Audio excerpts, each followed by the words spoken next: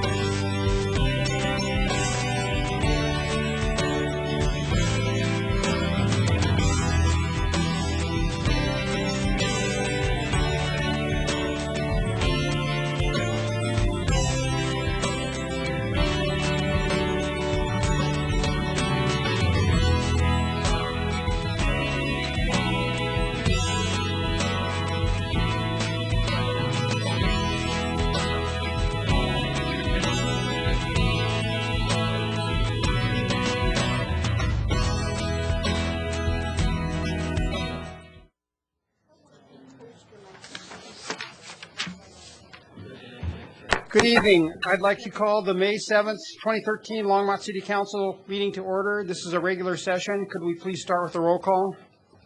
Yes, Mayor Coombs. Present. Councilmembers Bagley. Present. Finley. Here. Levison. Here. Samori. Santos. Here. Witt. Here. Mayor Coombs, we have a quorum. All right. Let's stand for the Pledge of Allegiance.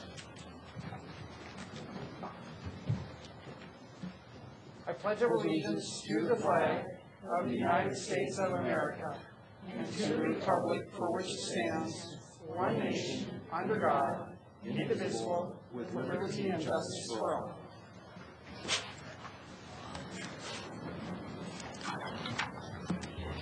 Anyone wishing to speak at first call public invited to be heard will need to add his or her name to the list outside the council chambers. Only those on the list will be invited to speak at first call public invited to be heard. Speakers who do not place their name on that list will have an opportunity to speak during the public hearing items this evening or at final call public invited to be heard on any of the items at the end of the meeting. We are actually going to pull item 9B because, this is a pretty important issue, and Councilmember Alex Samori is not here today, so it's going to happen on the 21st of November. May. Excuse me, 21st of May. Excuse me. 21st of May. And it's that item's the marijuana regulation, whether we should, it's the marijuana establishing and accommodating operations, public hearing, and second reading. So the first reading is going to happen on May 21st, and then the second reading will happen at the next regular session after that. So, but if you're here to speak on that issue, public invited to be heard, feel free to continue to speak. So we have minutes to approve from the April 23rd meeting. Are there any corrections? Or Councilmember Levison? Thank you, Mayor. I would like to move the minutes as presented. Second. All right. All in favor?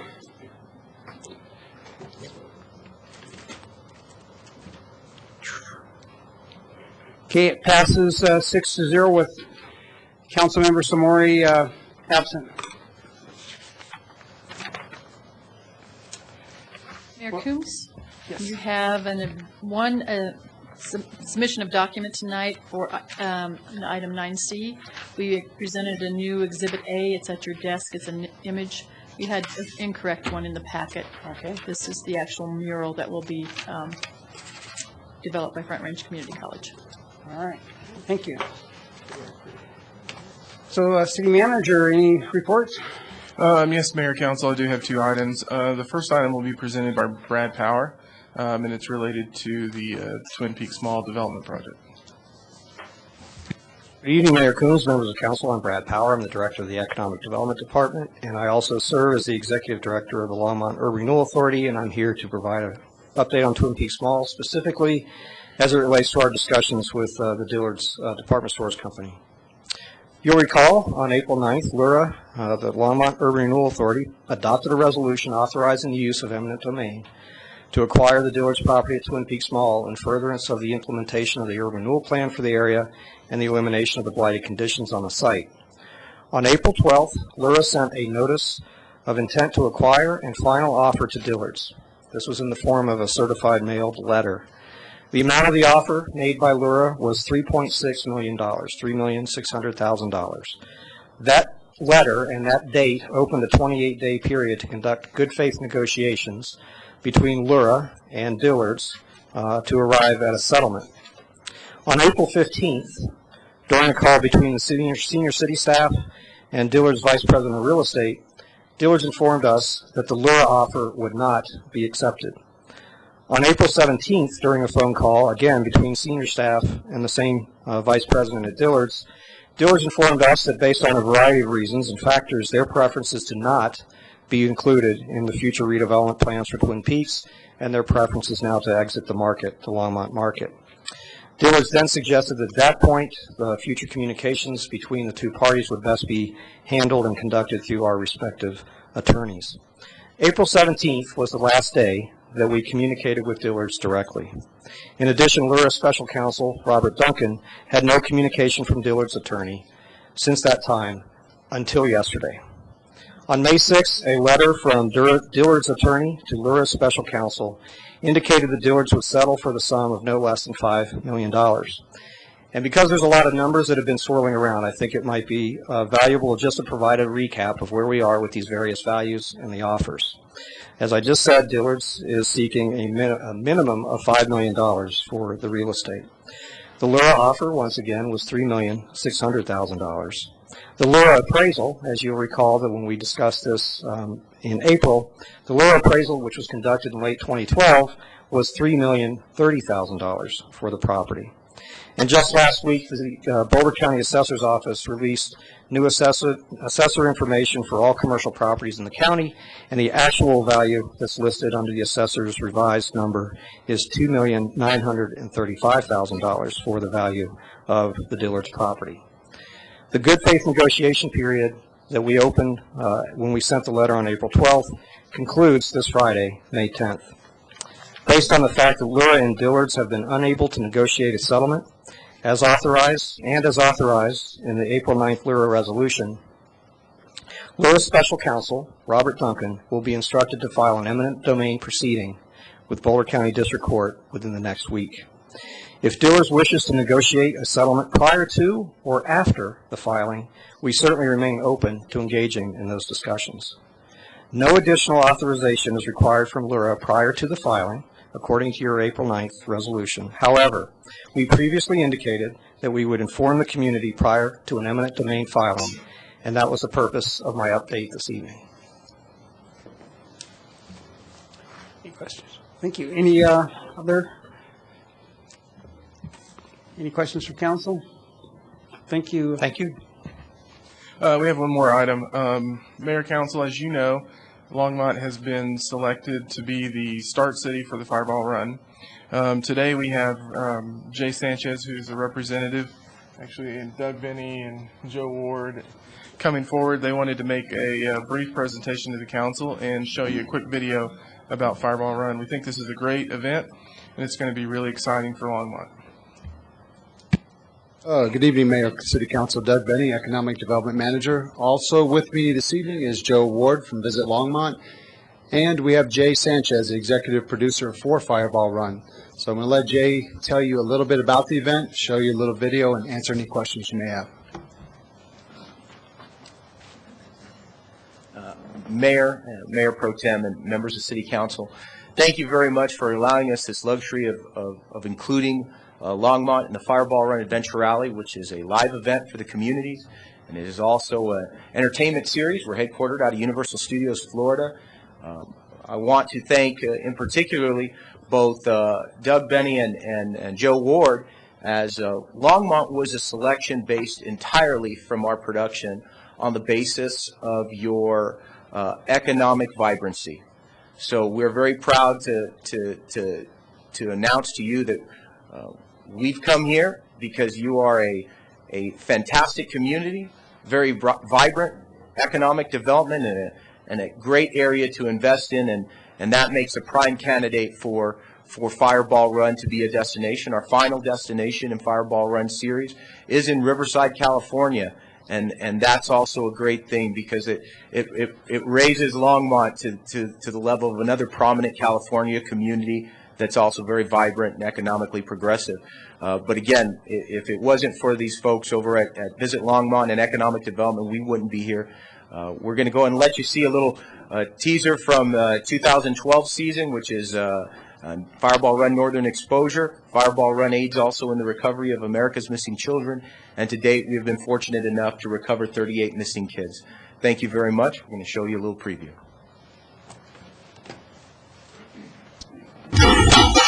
Since 2007, Fireball Run has been the most epic adventure rally in America. This is the real story of 40 teams as they embark upon a gripping and emotional 8-day, 2,500-mile life-size trivia game where America is the game board. They come from all over. Some are celebrities. Some are executives. Some could be your neighbors. On the run, everyone is equal. There's no $1 million prize. It's all for bragging rights, a greater cause, and a plastic road sign. And they'll do anything for that road sign.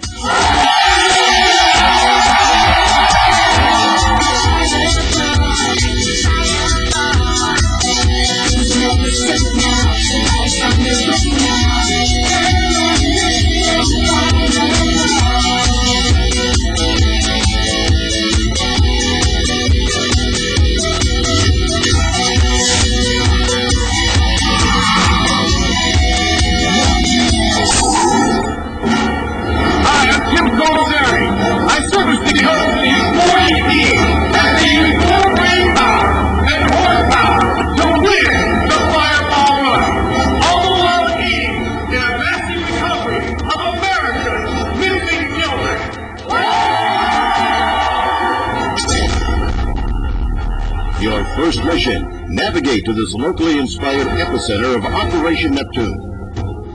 Upon arrival, you must storm the Normandy Beach, locate General Eisenhower, and get a photo with him as proof. While some teams are taking orders elsewhere, your team is motoring to a well-oiled assembly plant. We are at Cummings Diesel right outside of Jamestown, New York. The fireballers get a chance to turn the key to a 500 horsepower Cummings Diesel. This queen of comedy was also a savvy business lady, producing both Star Trek and Mission Impossible. Now locate her museum for a series of epic moments. I'm going to be the best Lucy ever. You are the best Lucy, they have Center for Comedy. This ain't going to fit. Can you squeeze? I've seen someone else squeeze. How does that feel? Am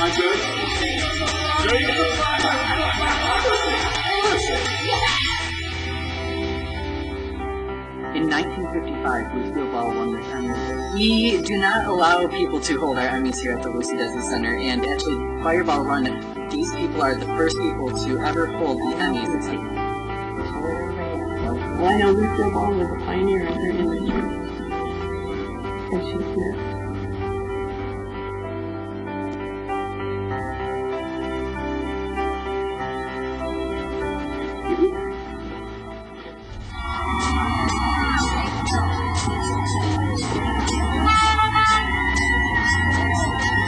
I'm Ron Sedgey with the Fireball Run Adventure Rally, the Northern Exposure, and we are in the city square of Waterbury, Connecticut.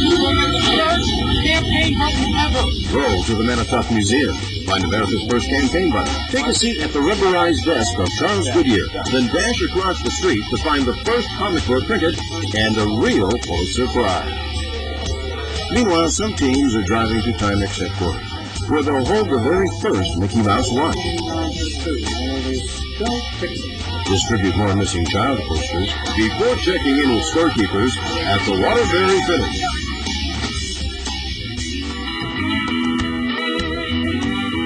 Good morning, Fireballers. Today you're coasting east for a mission that may leave you a little queasy.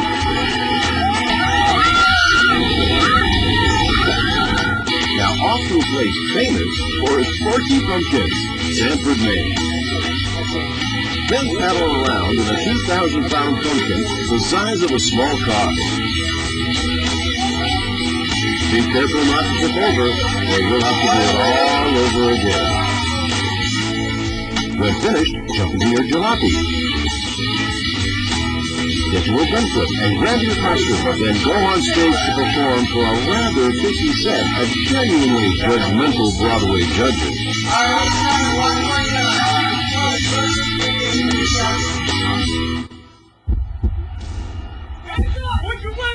It's almost over. The end is near. To finish the Fireball Run, they must survive the most epic experience yet.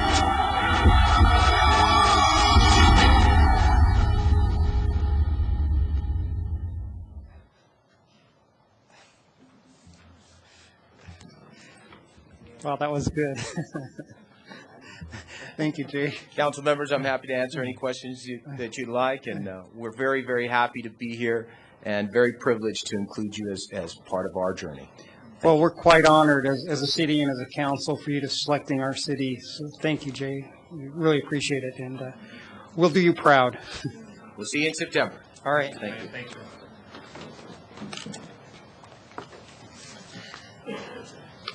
Any other reports? All right. Okay, I guess it's time for special reports and presentations. So we have a proclamation designating May 5th through the 11th as Municipal Clerks Week in Longmont. And accepting the proclamation will be Valerie Skitt and City Clerk Don Quintana, Deputy City Clerk. So I'll read the proclamation. Hey, Don. Hey, Don. Yeah. Proclamation designating May 5th through the 11th, 2013 as Municipal Courts Week in Longmont, Colorado. Whereas the Office of Municipal Court is a time-honored and vital part of our local government, exists throughout the world, and whereas the Office of Municipal Clerk provides the professional link between the citizens and the City Council and other government agencies, and whereas municipal clerks have pledged to be ever mindful of their neutrality and impartiality, rendering equal services to all, and whereas the Office of Municipal Clerk services as information center in the functions of local government, and whereas municipal clerk continually strive to improve the administration of their office through ongoing education and the annual meetings of their professional organization. Therefore, I, Dennis L. Coombs, Mayor by virtue of the authority vested in me and the City Council of the City of Longmont, do hereby proclaim the week of May 5th through the 11th, 2013 as Municipal Clerks Week in Longmont, and thanks the Clerk's Office for their service to our community. Mayor Coombs, thank you very much for the proclamation, and I do have to tell you that I've avoided putting this on the agenda every year, and my staff snuck it on this year, so thank you very much for that.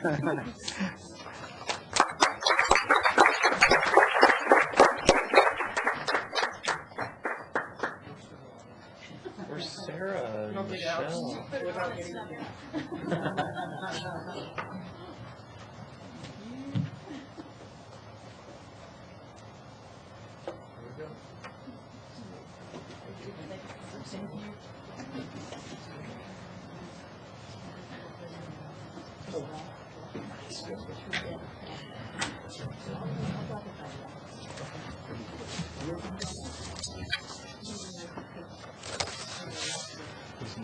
Next, we have a proclamation designating May 5th through the 11th as Public Service Recognition Week in Longmont, Colorado. Accepting the proclamation will be city staff.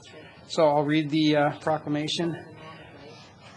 The proclamation designating May 5th through the 11th, 2013 as Public Service Recognition Week in Longmont, Colorado.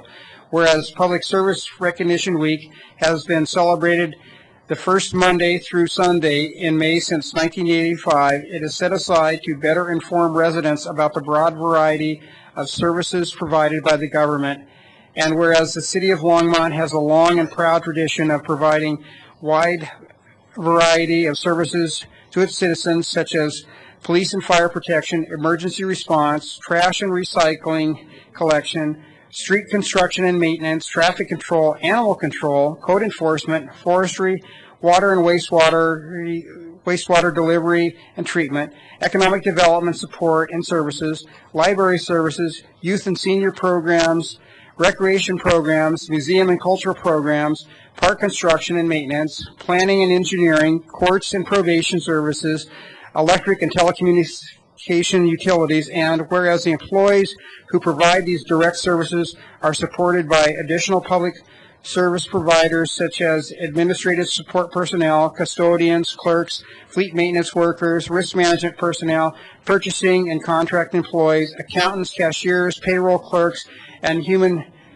resource personnel. And whereas the tradition of outstanding public service is advanced every day in Longmont by more than 800 full-time and part-time municipal employees, and an additional 350 to 400 temporary employees who work diligently to improve and sustain the quality of life for those who live live in, work in, and visit the city of Longmont. And whereas Longmont's public service employees dedicate their time, talent, and energy to serving our citizens and spend much of their free time participating in volunteer work and civic service project. And whereas it is important to recognize and salute the outstanding efforts made each year by the dedicated public service employees who provide these services.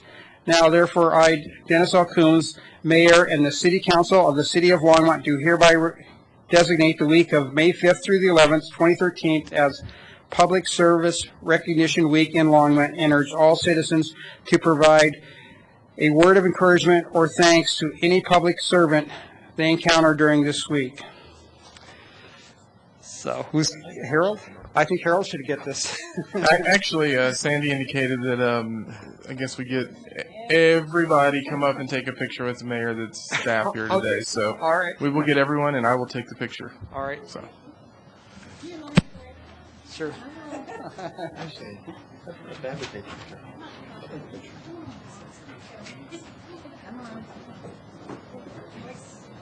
Brian will take a picture. So Harold can be in the picture. Yeah. I would take the picture, but I can't get up.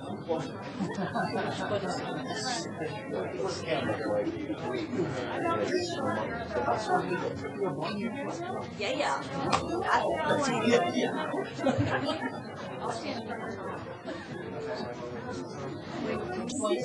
Tim.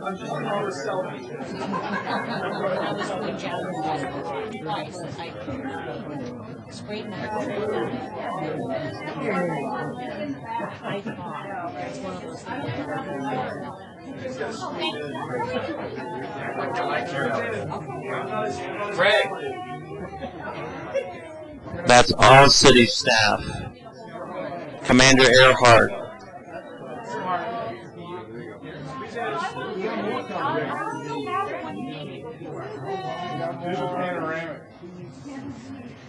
Did Craig come down?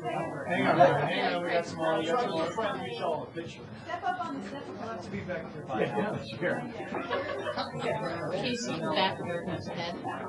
Okay, you still got to Like you like each other. Be friendly. There's liking and there's liking.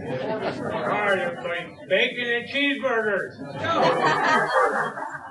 Okay, on the count of 3. 1, Say Mayor Bagley. 2. Mayor Bagley. 3. Smile. Nick, come on, smile. Thanks.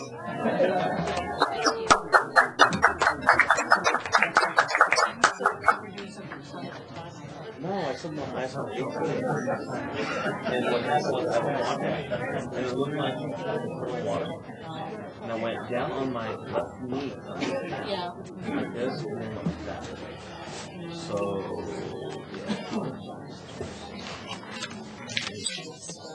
Okay.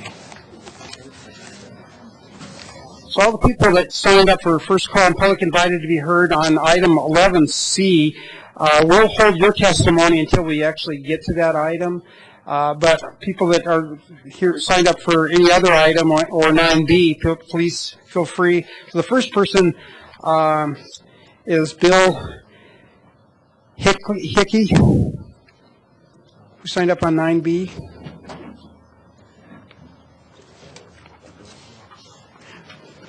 So,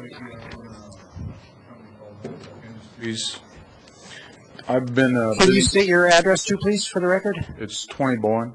Okay. I've been a business owner here 30 years here in Longmont. We did precision sheet metal. That economy is gone. I used to employ 450 people here in Longmont. I'd like to have City Council rethink their adoption of Amendment 64 within the city limits. It's a very big business opportunity for me. It's, I could fill my building and probably employ 100 to 200 people. I sent a copy of this documentation to everybody's email. Did you all get it? Or can I hand it out right now? You can hand it out. and to the clerk. And really, I don't want to go into a lot of stuff. I put everything in there that I really want to talk about, but I just would like to ask City Council to reconsider their... Okay. Okay? Thank you. John Wood. Please come up and state your name and address for the record. Good evening, Mayor and the members of the Longmont City Council. I am John Wood. I live on 975 Reynolds Farm Lane. I find it very funny that over 45 districts voted for Proposition Amendment 64, and I was one of those that voted for it. And like this gentleman, there's a great big financial opportunity you're looking at right here. And the key thing is to do it with responsibility. And that's the whole thing. For example, in Fort Collins, I've seen dispensaries where you advertise somebody in a walking cigarette costume. That's a kind of dispensary that nobody should touch with a 10-foot pole. The whole thing, the key thing is doing this with responsibility and with respect to everyone in the community. And if there's one thing I would like to request when these discussions take place, one of the biggest oxymorons that I find in my life in terms of phrasing is drugs and alcohol. Because if you do some quick research, you'll quickly realize that alcohol is a drug and also has caused far more harm than marijuana. And this comes from a person who has lost 3 people in my life in DWI accidents. One of those, my best friend in high school, who sadly chose the wrong path. But another who was a DWI victim who was on his way to his 3rd shift job at Kodak in Rochester, New York, and was hit head-on at a crest of a hill by 2 folks that were in a pickup truck who had left a strip bar and was clearly not in condition to drive. I really think you have to look at this as also a way you regulate alcohol. Thank you for the opportunity for letting me speak. Thank you. Paul Renix. Good evening, City Council, Mayor Coombs. I'm Paul Renix. I live at 2128 24th here in Longmont. I read the article in the newspaper after the last council meeting, and I was pretty upset. I went online, I thought, wow, I thought we really won. I thought we, the citizens, won this by a great majority, and we did. This right here is a map of how the voters in Longmont, your voters, people that elected you, voted on Amendment 64. The green is the people, it represents the districts or the precincts that voted yes. If looking at this, I'd be really surprised if all of you reside in one of those 10 no districts. I'm just shocked. There was laughter about the issue and just a blow-off. Mayor Coombs even mentioned the mandate, and we just got blown off. Longmont celebrates its breweries, its alcohol serving establishment, and despite the safety issues with alcohol, they aren't present with cannabis. Last council meeting, we promoted the new Oscar Blues establishment on Ken Pratt. It's a great thing to do. They're great business community members, but so can be these new establishments that could be bringing new jobs and new tax money to Longmont. Considering the results, I would like to ask council to further study what your voters really want. I don't think it takes much study looking at that map. We voted to regulate marijuana like alcohol. We have breweries, we have bars, we have alcohol available at events all over the place, and we voted to regulate marijuana like that. We didn't vote to make it a dry town, because Longmont's not a dry town. Anyway, I appreciate your time, and you'll see me again. I think this is an important issue. You're going to see a lot more of us. So thanks, and please reconsider. Thank you for coming. I think, let's see, we got Strider Benston.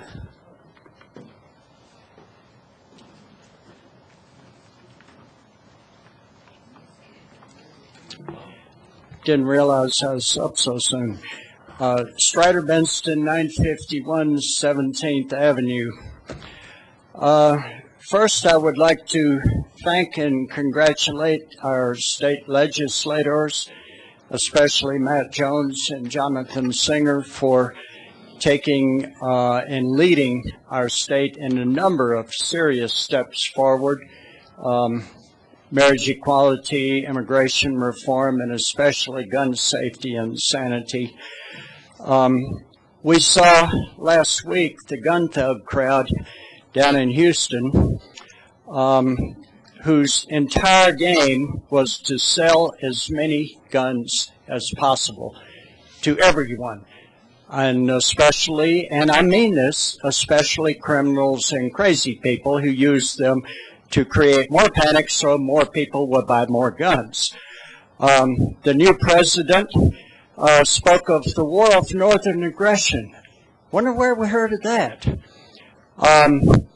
That war, which the rest of us called a civil war, had two purposes. One was to create a united nation, the United States of America, and the other one, later on, was to abolish slavery. So are they for overturning those two things? Now states are passing laws on nullification. Well, that's what they did in 1861. Let's wake up. Last week in Kentucky, a 5-year-old boy was given a rifle, a child rifle, for a birthday present. Later that same day, he killed his 2-year-old sister, shot her in the chest. Boom, dead. 60,000 child rifles have been sold. They're called crickets. There's another model called a chipmunk in this country lately. This is a diversion. What is really going on? The bankster fraud in 2007 and 2008 pulled the plug and almost collapsed our economy. So suddenly the drunken sailors called Congress, who were spending everything, especially on unpaid forward wars, began singing, debt crisis, pull it back in. Never invest in American jobs, not one dime in American jobs. The new administration, called Barack Obama, sought to mitigate the damage. But obstructionist Congress passed sequester to cripple everything except, of course, for airline departure times for congressional vacations. What's happened in the last 5 years, the top 1% of the economy has taken 121% of the growth. The rest of us have fended off with what's left. Let's pay attention to what's happening. We have real concerns. Longmont is doing well on short rations. Thank you. Thank you. I guess everybody else on this list will be speaking then during the item 11C testimony. So, Mayor Coombs, the first item. Are you ready for that? Sure. On second reading is the Twin Peaks Metropolitan District. We have first a public hearing and then a resolution 2013-44, which approves the amended and restated service plan for the Twin Peaks Metropolitan District. And Jim Golden has a brief presentation. Mayor Coombs, member of council, I'm Jim Golden, Director of Finance. So tonight this is the service plan amendment for the Twin Peaks Metropolitan District. As you recall, the district submitted a skeletal service plan last year in accordance to changes that the council adopted to our special district ordinance, and that allowed them to form the district but not to take any formal actions in a financing capacity until after an amendment was filed and approved by the council. So that amendment was filed in February, submitted to the staff in February for review. Staff and our consultants and financial advisor and bond counsel have been working with the district attorneys to make changes to that service plan amendment so that it conforms with the council special district ordinance. So tonight we have the opportunity to hold the hearing, and then we have a resolution afterwards if the council sees fit to act on the service plan amendment. Included in your packet tonight was an analysis submitted by our financial advisor, Jim Minier of BLX Group, and it took a look at this service plan amendment. And we typically do have our financial advisor analyze these service plans for a special district in the terms of a bond issuance or debt that they would be using for capital improvements. given that this special district is actually being used to just generate revenue through its mill levy, to be able to use that to pay towards the debt service that the city will issue through certificates of participation. They actually do not have any debt that they in turn will be issuing themselves. So it's not as extensive an analysis. Instead, what we've shown in this analysis is the amount of revenue that would be generated by the mill levy from the district, which is 25 mills for this purpose, as well as some tax from specific ownership tax. So altogether, about $8.5 million that will go towards the payment of the debt service on the COPs that the city would be issuing. So that's just to point out that obviously the dollars that the city will be putting in place a COP issuance that would go towards the Twin Peaks Mall redevelopment. It'll be up to about $30 million of issuance, and so this will be paying for public improvements related to the project, the redevelopment of the mall.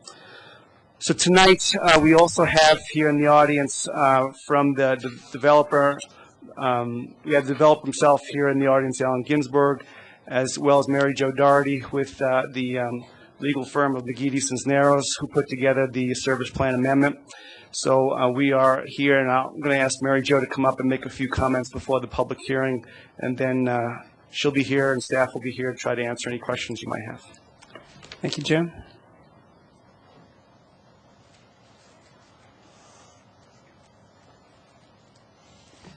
Good evening, Mayor and City Council. My name is Mary Jo Doherty. I'm with the law firm of McGee Cisneros.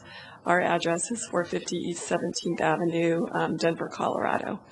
And I would just like to thank the city and the staff for all their attention and assistance in working on the service plan and working through the various issues that we had with respect to this project.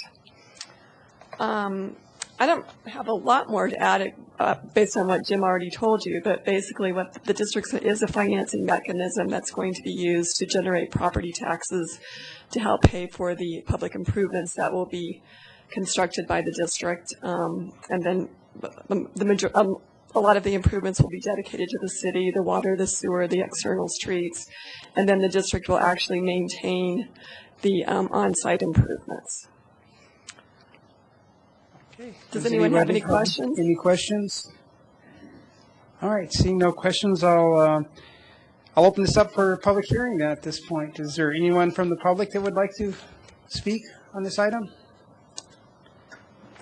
I guess seeing no one, I'll close the public hearing. Councilmember Levison. Yes, Mayor. Actually, I had one question about the one item on the service plan regarding the financing. Jim, could you maybe answer a quick question?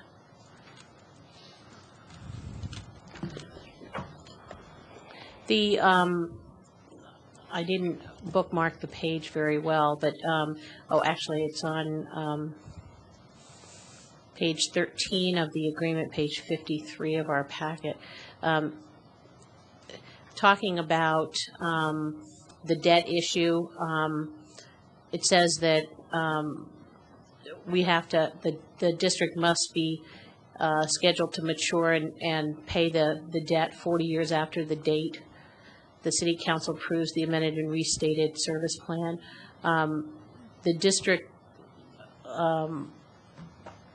term, I thought, was 25 years. Mayor Coombs, members of council, actually, the term of the debt of the city that the certificates of participation will be 25 years. The district term will not be 25 years. It will go the full 40 years. But, for example, the TIP would only go 25 years. That's correct. Okay. I just wanted to clarify that. And then if such time the bonds, I mean, say, for example, you know, if interest rates go any lower and at some point the bonds could be reissued at a lower rate and then the principal paid down, would the district continue? I mean, the district can continue to the full 25 years even if there's no financial debt with the bonds. Mayor Coombs, members of council, the district will continue, there's an O&M component for the district, so that will continue beyond the term of the debt so that it can maintain the public improvements at the development. So it's really not, they're not tied to when the debt is paid off. Now, the actual mill levy may be reduced if the bonds are paid off sooner than 25 mills. The debt service mill levy doesn't need to be kept in place beyond the term of the debt. Okay, great. Those are the only questions. So I guess, Councilmember Santos. Thank you, Mayor. I would move Resolution 2013-44. Okay, let's vote.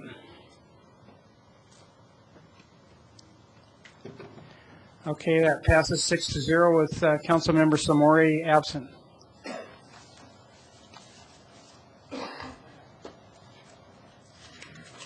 Mayor Coombs, your next item is ordinance 2013-13, a bill for an ordinance making additional appropriations for the expenses and liabilities of the city of Longmont for the fiscal year beginning January 1st, 2013. And I don't believe there's a staff presentation on this. Oh, there is a staff presentation. Jim Golden's going to make it.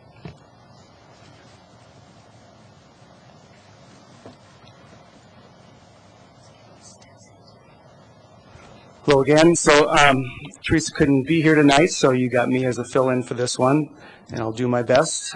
This is the second additional appropriation for this year, and this appropriation totals $45.6 million, includes 35 different funds of the city. By city charter, all of our appropriations and all the funds except for the Public Improvement Fund lapse at the end of the year, and any unused funds for projects not completed in the prior year then must be reappropriated.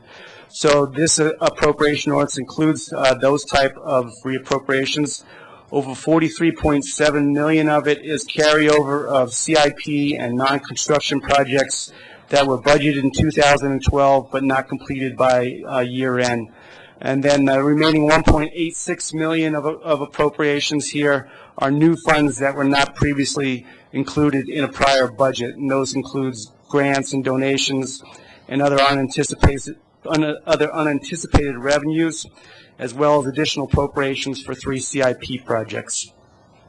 So accompanying the appropriation ordinance are 2 resolutions that council will be taking action on during general business, one for the GID, one as the GID board, and one as the LURA board. And these resolutions make appropriations as the board of directors for each of those entities, also for carryover from the previous year. That's all I have. Can I answer any questions? Any questions for Jim by anybody? Councilmember Bagley. Thank you, Mayor Coombs. I've just got one quick question. I noticed that we've talked about it briefly before, but under economic development on page 167, just out of curiosity, who's the staff member heading up the St. Vrain River Corridor planning? Just who's the one guy or woman in charge? Brad Skull. Okay, cool. Thank you. All right, I'll open this item up to public hearing. Is there anybody from the public who'd like to speak on this item? I guess seeing no one, I'll close the public hearing. Councilmember Santos. Mr. Mayor, I would move ordinance 2013-13. Okay, let's vote. Okay, that passes 6-0 with Councilmember Samori absent.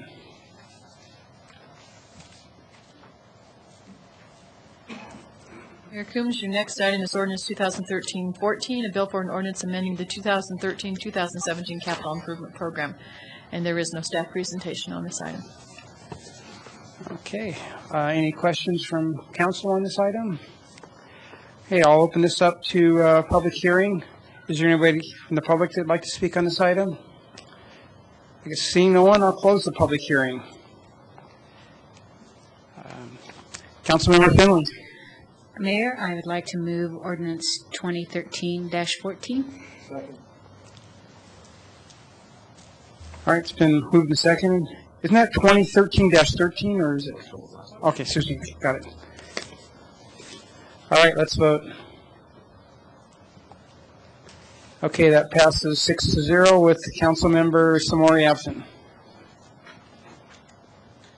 Mayor Coombs, your next item is ordinance 2013-15, a bill for an ordinance amending Title 14, Chapters 14.48 of the Longmont Municipal Code on broadband services and 14.32 on rates and regulations governing electric service. And we do not have a staff presentation on this. Vince Jordan is here to answer questions if you have any. Okay. Does anybody have any questions? Okay, I'll open this up for public hearing. Is there anybody from the public who'd like to speak on this item?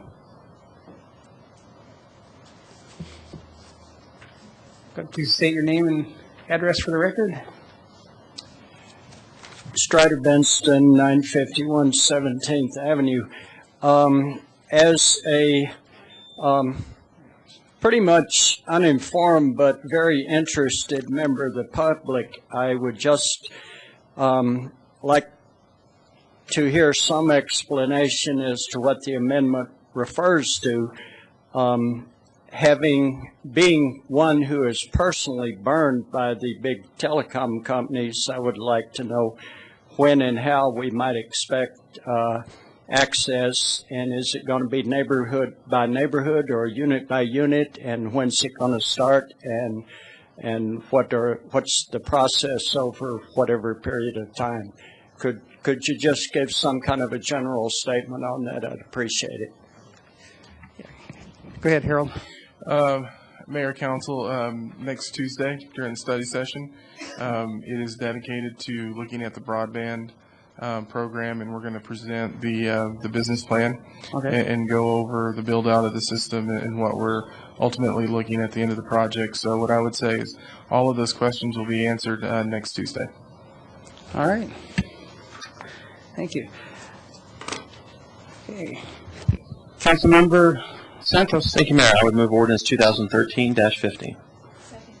All right. Let's vote. That passes 6-0 with Councilmember Samori absent.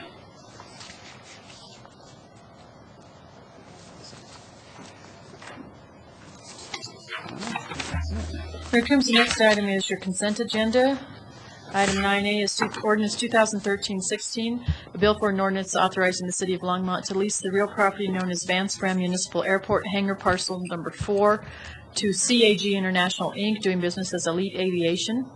The public hearing and second reading scheduled for May 21st.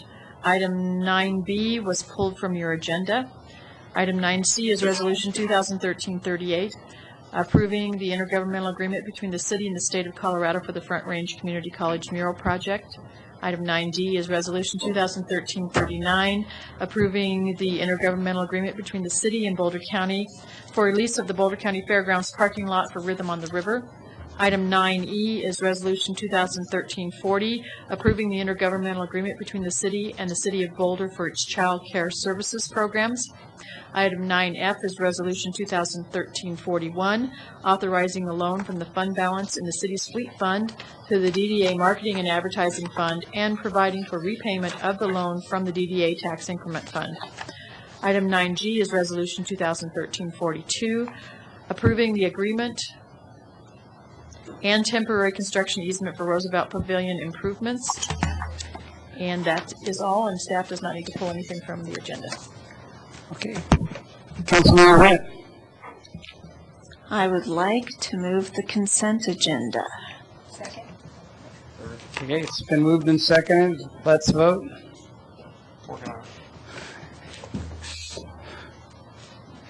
Okay, it passes 6-0 with Councilmember Samori absent.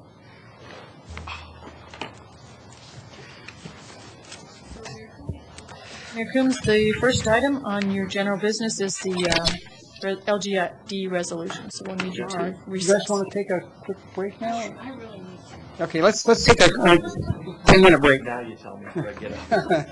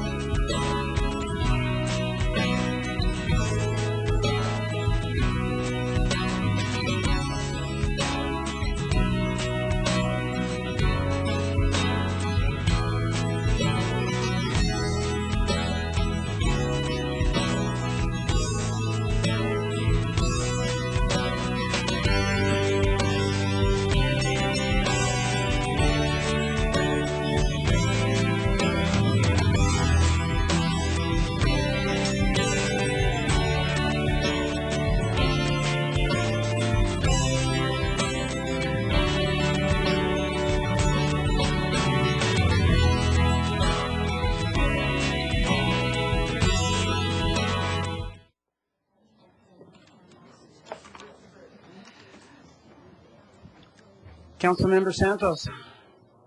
Thank you, Mayor. Mayor, I would like to move that we recess as the Longmont City Council and reconvene as the Board of Directors of the Longmont General Improvement District Number 1. All right, let's vote. Okay. Passes 6-0 with Councilmember Samori absent. You want to introduce the item, Valerie? Yes, this is Resolution LGID 2013-02, a resolution of the Board of Directors of the Longmont General Improvement District Number 1, enacting a supplemental budget and making an additional appropriation for the expenses and liabilities of the district for the fiscal year beginning January 1st, 2013. We do not have a staff presentation on this. Is there any discussion? Okay. Someone want to make a motion? Councilmember Santos. Thank you, Mr. Chairman. I would move R LGID 2013-02. All right, let's vote.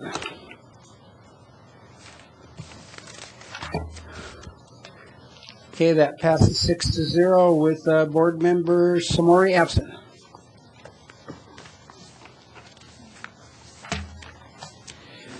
Councilmember Santos. Thank you, Mr. Chairman. I move that we adjourn as the Board of Directors of the Longmont General Improvement District Number 1 and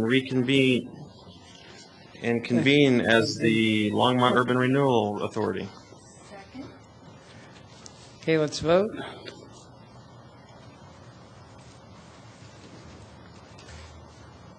Okay, that passes 6-0 with Board Member Samori absent.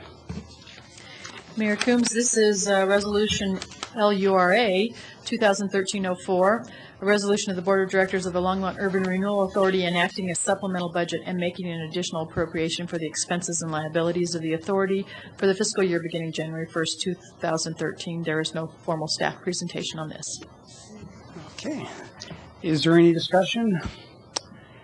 Seeing none, someone like to make a motion? Councilmember Santos, or Board Member Santos. Thank you, Mr. Chairman. I would move R LURA 2013-04. All right, it's been moved and seconded. Let's vote.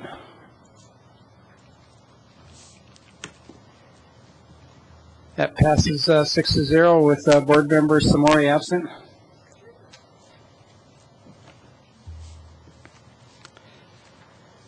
Councilmember or Board Member Santos. Thank you, Mr. Chairman. I move that we adjourn as the Longmont Urban Renewal Authority and reconvene as the Longmont City Council. Okay, let's vote.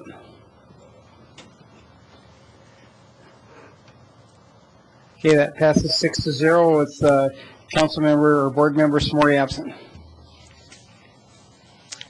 Mayor Coombs, the next item on your agenda is the City of Longmont's 2013 and 14 Water Supply and Drought Management Plan. Ken Houston is here with a brief presentation. There was a pre-recorded presentation in your packet. Mayor, Council, before Ken comes up, we're going to introduce Dale. We've had some conditions change in a positive way recently, and so he wants to update you on that and some of the discussions that we're moving through.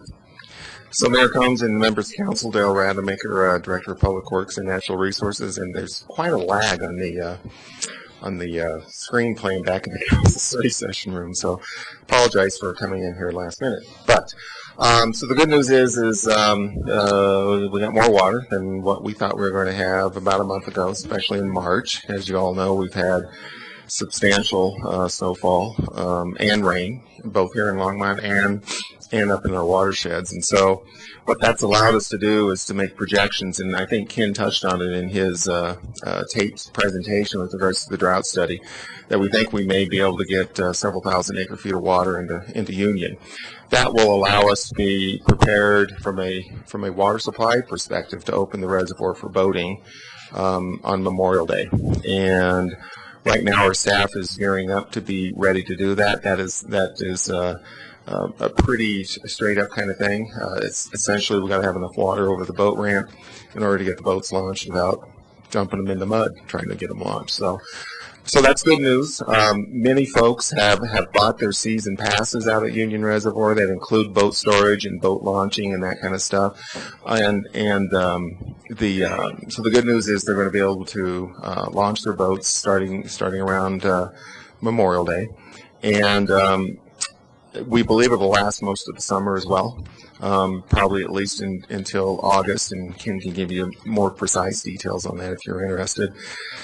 The second issue is the one of swimming, and Jeff Reesner is planning to come back and talk with you about that on your next meeting on May 14th and give you some information and updates on that with regards to both when and if and what it might cost to be able to provide for some swimming out of the reservoir as well. So, hey, good news is we got some water, and so there you go. So if you've got any questions, I can answer those. And if you have any questions for Ken, he's also here on the drought plan. I just had one quick question. Let's say if we didn't get the water, what would have happened to these people that prepaid for their launch fees and their board storage? Would they have gotten their money back? What they pay, two things, is we had a disclaimer on all season passes that people knew that when they were signing that boating and or swimming may not be allowed at the reservoir this year. Certainly that's it comes across as a fairness issue. If you pay for it, it's really not broken out as a boat launch fee. It is broken out as a boat storage fee, and then there is a trailer fee for your boat. The problem that the staff has is that we have one sticker, and if you start charging or refunding back, it's hard to know who does what. But obviously, we get more stickers. We could deal with the issue. Good news, we don't have to. My guess is we would have come up with a something that was probably fair to people. That the boat storage component of that fee is $250 out of the $325 or $350. The balance of it was to be able to launch the boat. Yeah. Thank you. Okay. Any other questions? Anybody else have any questions? Go ahead. Thank you, Mayor. Two things. Okay, two things. One, first of all, congratulations on solving the water issue. You are a miracle worker. I wouldn't say we will make turn to you you for other things in the future within your powers. So, yes. And the second thing is, I'm just curious, what would need to happen what will determine whether or not we can swim at Union Reservoir? I mean, are we allowed to go out and swim the reservoir, or are we talking I don't want to get in trouble, Dale. So a couple of things on that. One is that if you'll recall last year when we were putting together the 2013 budget, we purposely did not increase fees or budget for all of the staffing that's needed to support swimming at the reservoir. So that's an issue. It's not in the 2013 budget. We need to figure out how we're going to manage that. The second one was a safety issue if we could not launch the boats and those kinds of things, as well as if the reservoir is very low, the distance that you walk from the sand to the water is through less than ideal kinds of situations, so it wouldn't be a great experience was what we were concerned with. But we think we want to talk with you about that next week in more detail, but those are the sort of the issues we're looking at. Thank you. Thank you, Dale.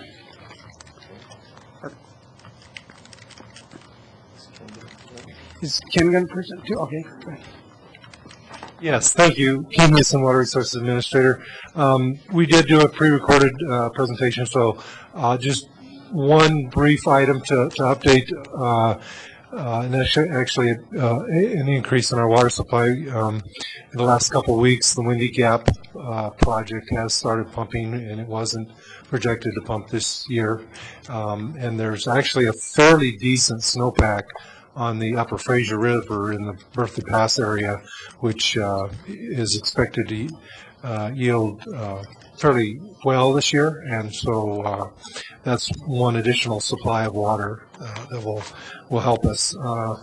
We are currently storing in Button Rock. We're storing through our transfer water right decrees, and so that's helping bolster our storage, and we are we're projecting that we'll actually fill Button Rock sometime in the month of June. And I checked today with currently the bulk of the water in the St. Vrain Creek is going to storage on the Highland system. I talked with their superintendent today. They believe they're about 4 days away from substantially filling, and so just a little bit later this week we should be able to even increase the flow of water into Union Reservoir, which I think everybody will like seeing that. So that's where we're at. Good news, and we do have a near normal snowpack right now. So we'd be happy to answer any questions on the either the drought management plan or the current. Councilmember Santos. Thank you, Mayor. Ken, we're not close to spilling at Button Rock, are we? We're not projected to spill. Oh, well, we are projected to spill in June. In June? Yeah. So we're fairly confident that we will fill Button Rock. Thank you. Will McIntosh Lake fill this summer? That's the tough question, Mayor. Thank you very much. We believe we'll get some water in McIntosh. It really, I would really have to have a good crystal ball on that one. Dale. What happens is McIntosh is just junior Union Reservoir, so Union would have to fill.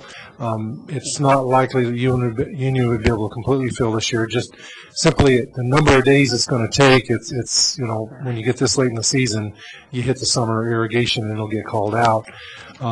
That being said, if the stream the St. Vrain Creek gets to a point where we can only run between 70 and 90 CFS through Longmont, but we can run a little bit more west of town in the Oligarchy Ditch. So if the stream gets to a point where there's a little bit of extra water beyond what we can run through town, some of that overage might be able to be put in McIntosh, but our current projection really isn't to see too much additional water put in McIntosh unless the direct flows. What really will impact that is the weather between now and June. If it turns out hot and dry again and the irrigation calls come on, you're just not going to be able to have the water last long enough to get there. It's raining right now. We're thankful for that and have a good week. If we continue with normal moisture through May and early June, the chances are we would get some in there. But it really is going to depend on the weather between now and June. Thank you. Any other questions for Ken? All right. Thank you, Ken. Councilmember Santos. Thank you, Mayor. I would move adoption of option 1, which is to adopt the 2013-14 water supply and drought management plan as presented. Second. All right, let's vote.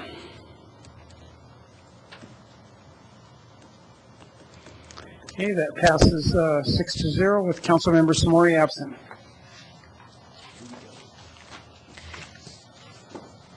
Mayor Coombs, the last item on your agenda is the appeal of the Planning and Zoning Commission's decision on the well outreach conditional use, and Brian Schumacher will present this item.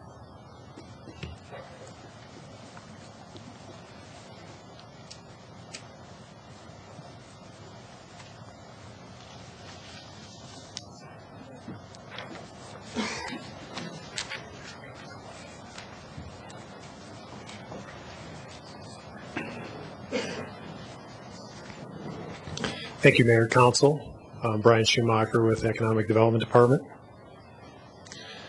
Also here this evening is the applicant and appellant for the Well Outreach Center, Mr. Richard Honey.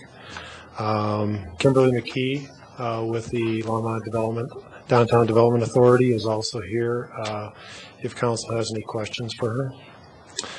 And then there's also a number of interested property owners, business owners, and members of the public that have an interest on both sides of this item that would like an opportunity to speak. And I know that Council recently went through this appeal process a couple weeks ago, so I won't talk too much on the process, but I'll just briefly summarize. that for those members in the public that are in the audience. City Council is the appeal body on this application. Since the application was reviewed as a public hearing through the Planning and Zoning Commission, notices were provided to surrounding property owners within 750 feet of the subject property of this appeal hearing this evening. The property has also been posted as a public hearing since the review by the Planning and Zoning Commission. So the first step is my report, and I'll try to be as brief as possible. The next, after I present some information, Mr. Honey, as the appellant and applicant, will present information to the City Council. As noted in your council communication, we've indicated a 15-minute limit for both staff and the applicant. After that, if council has questions for either the applicant or myself, I'd be happy to respond to those. Then council could open up a public hearing for members in the public who would like to present information to the council on this item. As noted in the communication, we've limited those comments to 3 minutes per speaker. And then after that, there'd be council deliberation and findings and consideration of a motion. So just to give you a brief overview, some background on this application, staff was contacted by Mr. Honey in February to inquire about the possibility of the well outreach center locating at the property at 225 Main Street. And at that time, the well was relocating out of its then location in Weaver Business Park, and it needed to be out there in a pretty short period of time. Staff did explain to Mr. Honey that the process required, based upon the description of the application, that it would need to go through a conditional use process, which required a neighborhood meeting, as well as a hearing process through the Planning and Zoning Commission. That is the same process that the well went through when it relocated out to Weaver Business Park in 2011. At that time, the well was classified as a church in a place of religious assembly. When it went through that conditional use process, it was also at that time a nonprofit, but it currently is not a nonprofit. Just in general description of the well, Mr. Honey can elaborate on that a bit more as part of his comments. It provides assistance to individuals and families in need, including homeless and working poor. There's a number of variety of activities and services that the well proposes to provide, including fellowship meetings and services and Bible study with meals that are provided, food and clothing donations and distribution, as needed support and advisory services, such as marriage support and seminars, community group meeting space, fundraising events, and other activities such as small retail areas or guest speakers. So when we initially discussed this application at staff, we felt that there were components of the application that fell into the category of a place of religious assembly. There was also other components that fell under the classification that functions similar to capacity as a nonprofit organization. Both those types of uses are conditional uses in the Central Business District. When reviewing a particular use, staff looks at all of the proposed activities and tries to find a similar use allowed in the zoning district. And that's the approach that we used in coming up with a conclusion that this needed to go through a public hearing process as a conditional use. Just to briefly touch upon some of the neighborhood and other input that we've received to date on this application. There was a neighborhood meeting held in March. There was issues identified by the attendees at that meeting. Those are outlined in the Planning and Zoning Commission communication. I won't go through those in detail, but there was issues brought up regarding concerns about personal and property safety, trespassing, nuisance, and the concentrations of facilities and services directed towards a variety of different activities, including criminal offender transition and homeless populations in the downtown, particularly on the 200 block of Main Street.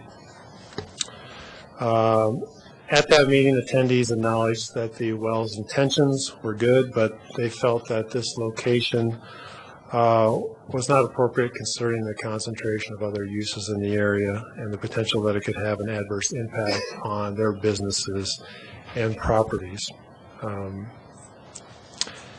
The attendees suggested that the well look at coordinating services with other existing organizations in the downtown that are already providing similar services, such as the Arts Center and Hope, under the umbrella of LHOT, which is the Longmont Housing Opportunities Team. The applicant did note that one of the distinctions between those organizations and the well is that and the other service organizations in the downtown is that the well's services are more faith-based, have a faith-based emphasis on assistance and support, and they provide some additional services beyond what some of the other organizations are providing to the homeless and underserved populations in the downtown. Prior to the Planning and Zoning Commission hearing, there were 16 petitions that were submitted expressing varying levels of concern regarding the proposal. The LDDA also expressed concern about this proposal and the impact that it may have on implementation of plans for the downtown and continued revitalization for the area south of 3rd Avenue. The LDDA Board of Directors reviewed the proposal at their monthly meeting in the afternoon of March 27th and recommended that the Well Outreach Center not be approved as indicated in the board memo that's in your packet. On March 27th, the Planning and Zoning Commission held a public hearing on this item, and based upon the information submitted in the public testimony at that meeting, the Commission denied the application on a 5-to-1 vote, finding that the review criteria for conditional use had not been met. Specifically, the Commission found the application did not comply with the criteria standards of general compatibility and general influence based on the potential impacts to surrounding businesses, ability to recruit new businesses to the area, and impacts to the LDDA's plans for downtown and investment in the area. Mr. Honey, as noted in his appeal letter, has requested the City Council reverse the decision of the Commission and allow them to do the activities that they would like to do at that location at 225 Main. And I won't elaborate on those particular items. I'll allow Mr. Honey to provide that information to the Council regarding those arguments for requesting the City Council reverse that decision. So there's several options that Council can consider with respect to this request. The first is to uphold the decision of the Planning and Zoning Commission, finding that the Well Outreach Center does not comply with the conditional use review criteria. The second option would be to reverse the decision of the Planning and Zoning Commission decision, finding that the Well Outreach Center does comply with the conditional use review criteria. And the Council, if the Council decides to reverse the decision, then the Council could impose conditions on the use to address compatibility or potential impacts if it felt so inclined. There also is a provision in the municipal code under conditional use review, whereas the Council could impose a time limit on the use that would require a subsequent review at a later date of an approved conditional use to assess if any issues have arisen that have created impacts to surrounding businesses or barriers for potential businesses. And just to note, a tie vote on a motion to either uphold or reverse the Commission's decision without further action by the Council would result in a denial of the application. One thing I did want to note that was handed out was Miss Vicki yours email that's been distributed to Council, and that's for inclusion in the administrative record for this particular item. So I believe that concludes my initial remarks. If you have any questions, or we can turn it over to Mr. Honey to provide his remarks as the appellant and applicant. Councilmember Witt. Thank you, Mayor. I do want to, in full disclosure, say that I did have contact with Richard Honey when he realized that he was in difficulty, and I gave him over to the appropriate people and have not had contact with him since that time. I have gone to several meetings at the well. I have friends who go to the well, but I believe that I can make a decision putting those things aside. However, if my council members would feel more comfortable, I could recuse myself. But I feel that I can do my duty without recusing myself. I have just a quick question. I know that the well's been occupying that space. When did they move in, like in February? Do you know when, and have we noticed, any increase or decrease in crimes in that area since they've been occupying? I mean, what's the hard data about? Do we have any hard data on? Because, I mean, we've always had homeless problem downtown, whether the well was there or not. So I'm just wondering if there is some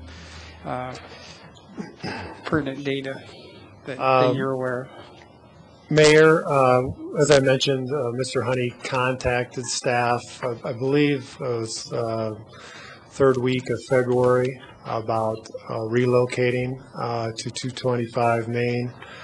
I believe he had indicated at that time that that they needed to be out of the location of Weaver Business Park by the following week. So I think they moved some of their supplies and furniture into that location at 225 Main, probably in early March, I believe. I don't know for certain, and Mr. Honey can provide information to the council about this, how long that they have been providing or having activities or functions at that location. Okay. Thank you. Any other questions? All right. Thank you, Brian. Thank you. Sure. Councilmember Bagley, Levison jumped in ahead of you, I guess. I think that we have one other item to take care of. I think that I would like to also have an option of having the public hearing to augment the record. That seemed to be something in the meeting process that we could consider as optional. But I just want to ask council that we include that public hearing to consider additional evidence. Right. Well, we did that right at the beginning. You said people that had signed up on 11C would. Well, in our council packet, it just says number 4 is an optional public hearing. So, and it says if step 4 is not chosen, then there's another recommendation. So I just want to be clear that we are choosing that option. Yeah, do you want to make a motion on that? Okay. Right. Okay. Thank you. Councilmember Bagley. Thank you, Mayor Coombs. Mr. May, question for you. As we begin to listen to the appellant and whatnot, my question is, can you tell council what is the criteria standards of general compatibility? And 2, what are the criteria standards of general influence? Because that's what we have to make our decision on, is my understanding. So I just want to know what the heck we're talking about here. Mayor and Councilmember Bagley, looking at the code right now. So, general compatibility standard, uses compatible with the surrounding neighborhood and surrounding existing uses, and the application mitigates to the maximum extent feasible potential adverse impacts on the surrounding land uses, public facilities and services, and the environment. That's general compatibility. General influence standard, conditional use will not substantially alter the basic character of the zoning district, increase the likelihood for future rezoning requests, or jeopardize the development or redevelopment potential of the district. Thank you. All right, I guess it's time for the appellant then to present.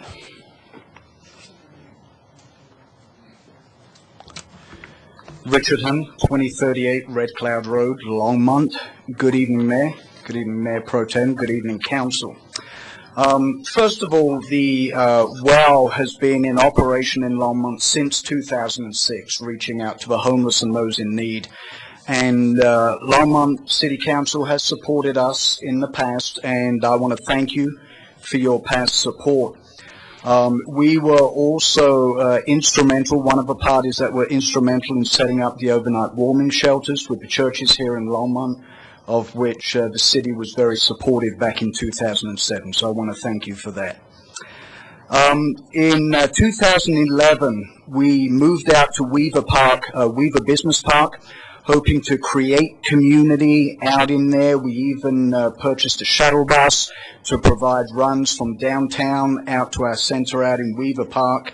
And that just didn't work out for us. We found the number of people who we were serving was beginning to drop away. Some of the folks didn't like being tied to a bus schedule, which is essentially what it was out there. So that presented some difficulties for us.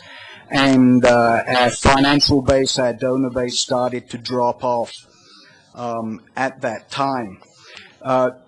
During that time as well, we also dropped our 501c3 status because we realized we had to move to renting space for small meetings, doing some other things that would generate some financial income, some classes, some seminars, and so on and so forth. And we were at the end of a 5-year preliminary period on the 501c3 status. So we simply decided not to renew it on the basis that we realized we would need to pursue other avenues for income to support the outreach programs that we wanted to endeavor.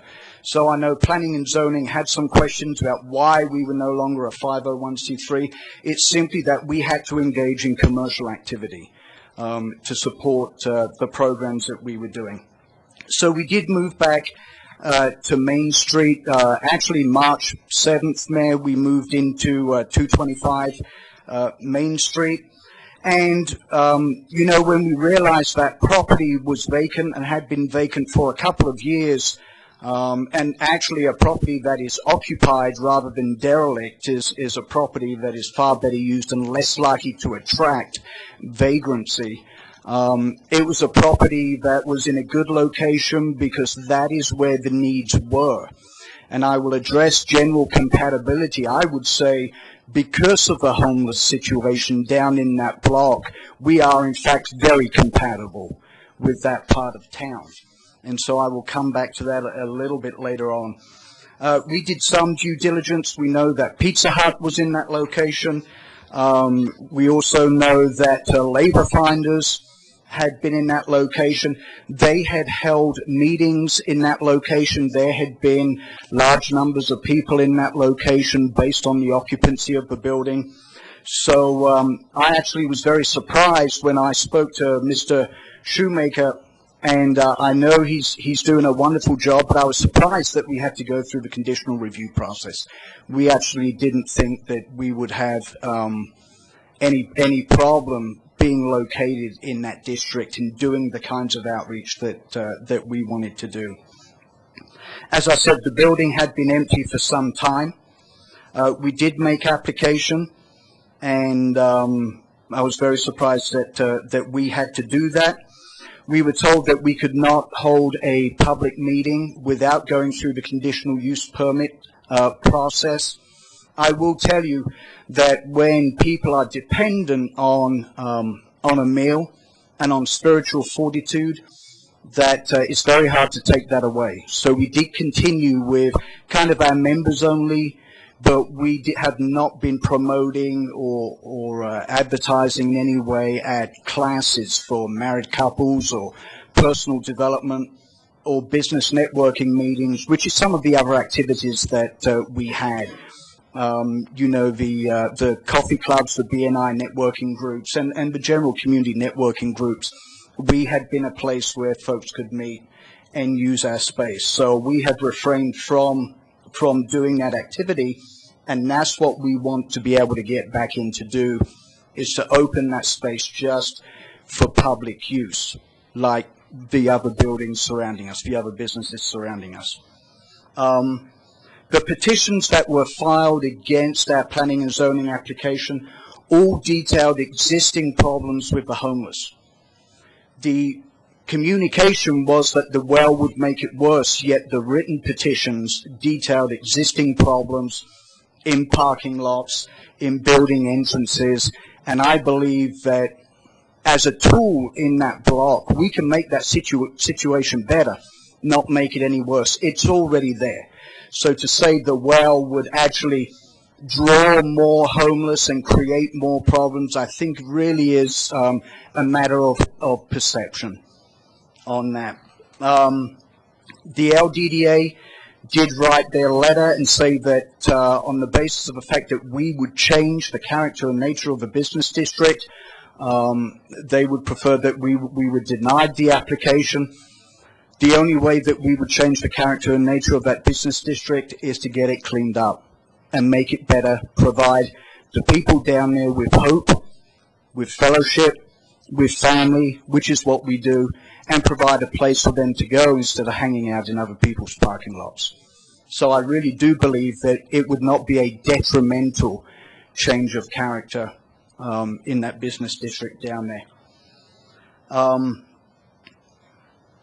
The well does not engage in any kind of commercial activity that would endanger the public good down there in that block.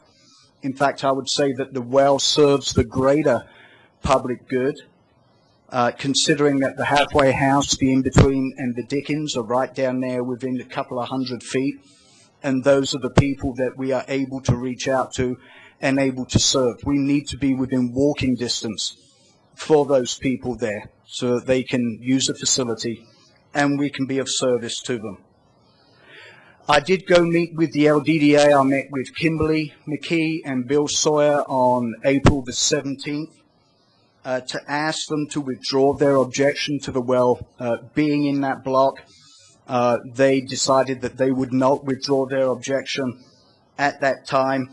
In fact, it was stated that they had hoped that a restaurant would move into that building. But having said that, the building was vacant.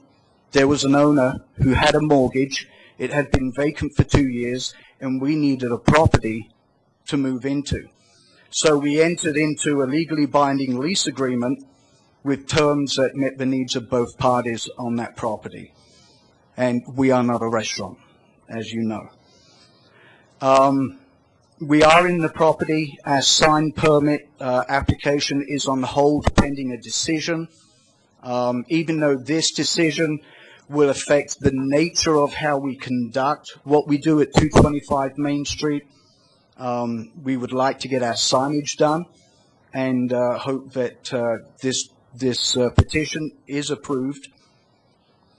Our petition or our conditional use application is to be able to open our facility for public meetings.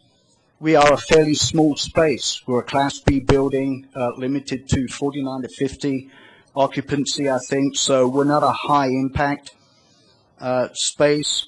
We want to be able to engage in light retail, like selling cards, books, CDs. It helps to fund the outreach. We do not have a paid staff. We're all volunteer. So a little bit of light retail, a little bit of being able to rent the space would help us fund the outreach programs that we do. Many of the outreaches that we do take place away from that building. For example, we took 18 boxes of groceries to families at Christmas time. So there are times when we are actually away from the location doing outreach, but we do need to be able to use that facility there. Nothing the well engages in goes against any of the approved uses in the central business district. I went through the municipal code, and there is nothing in there that goes against anything that we do. We simply want to engage in a small amount of commercial activity. We're not a 501c3, but we choose to take those funds and use them to help the community at large. There is no data to show that the well attracts people that are harmless to the business district. They're already there. We have 16 petitions to prove it. So, having said that, I believe we are not a detriment to the business district. In fact, because of the problems already there, we are eminently compatible with the business district rather than the other way. I would like to ask City Council to overturn the decision by Planning and Zoning and approve our conditional use application. Thank you for your time. Thank you, Mr. Honey.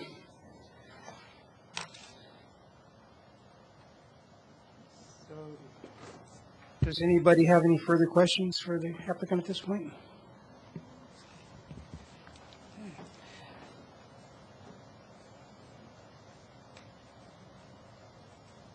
All right, so we can, I guess at this point, does the city staff, or let's actually open this up to the public hearing then at this point. So first on the would be Jay Morley and Janet King.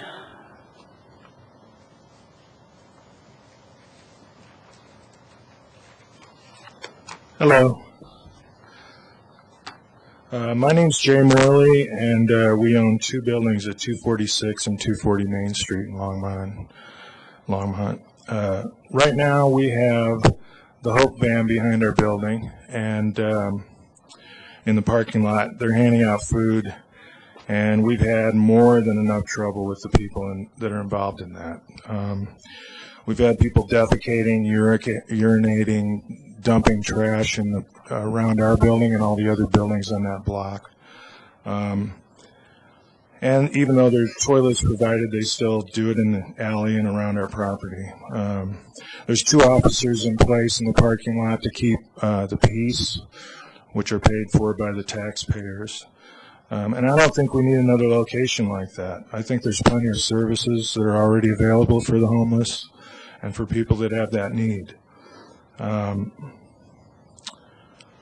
I had someone defecate on our sidewalk out in front on Main Street in broad daylight. I called the police. They said the only thing they could do was give him a ticket for littering.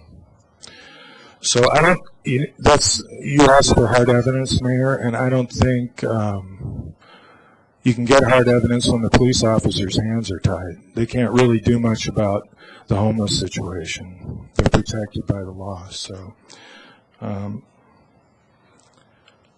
it's hard to get data like that when the officers can't really do any arrests. And do we really need criminal activity data to make a decision that affects the core business district? I think not.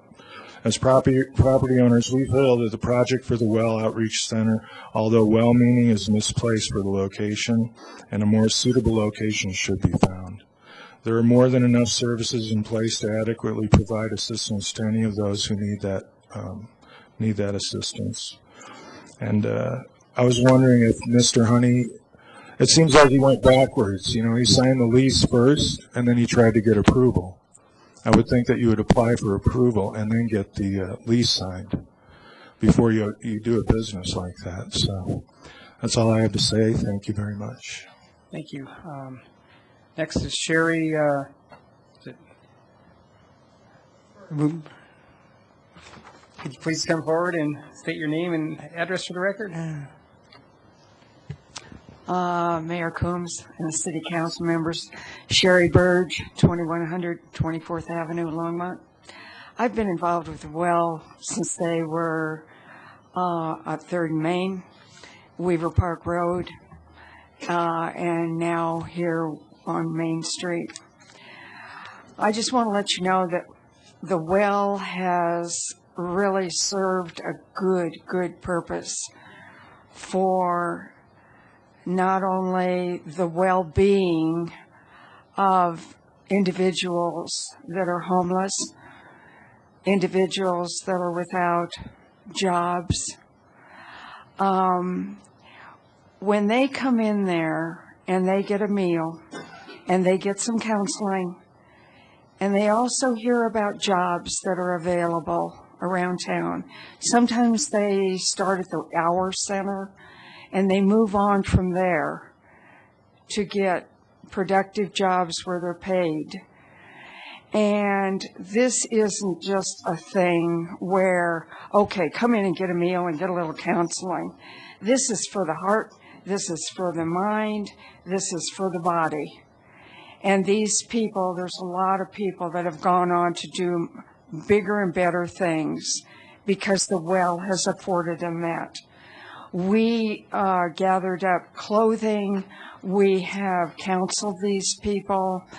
These people have been able to reunite with families that they have been separated from.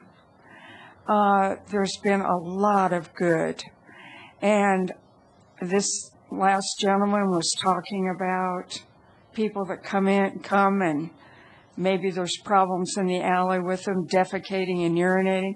Well, isn't there other places where they homeless do that too? This isn't promoting those people to do that. The well has served a really good purpose for years and years.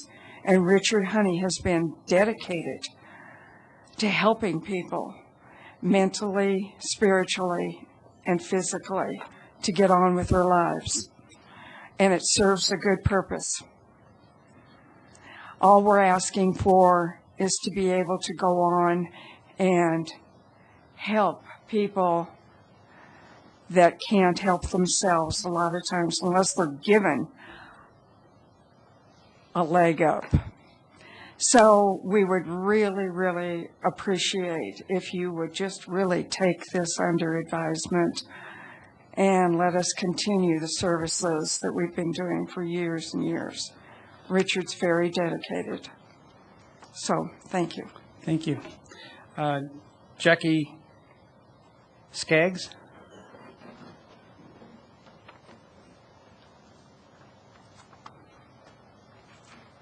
Mayor Coombs, Mayor Pro Tem, and City Council. My name is Jackie Skaggs. I live at 303 Kaufman, which is the infamous Dickens. I'm sure a lot of you heard about it. I came to Longmont in 2006, and I had lost a lot of my family. And I went through a lot of depression, and all of a sudden I had no work. I was in IT, I found my job in India, and I'm homeless. If it wasn't for Richard in the well, I probably would not be where I am today.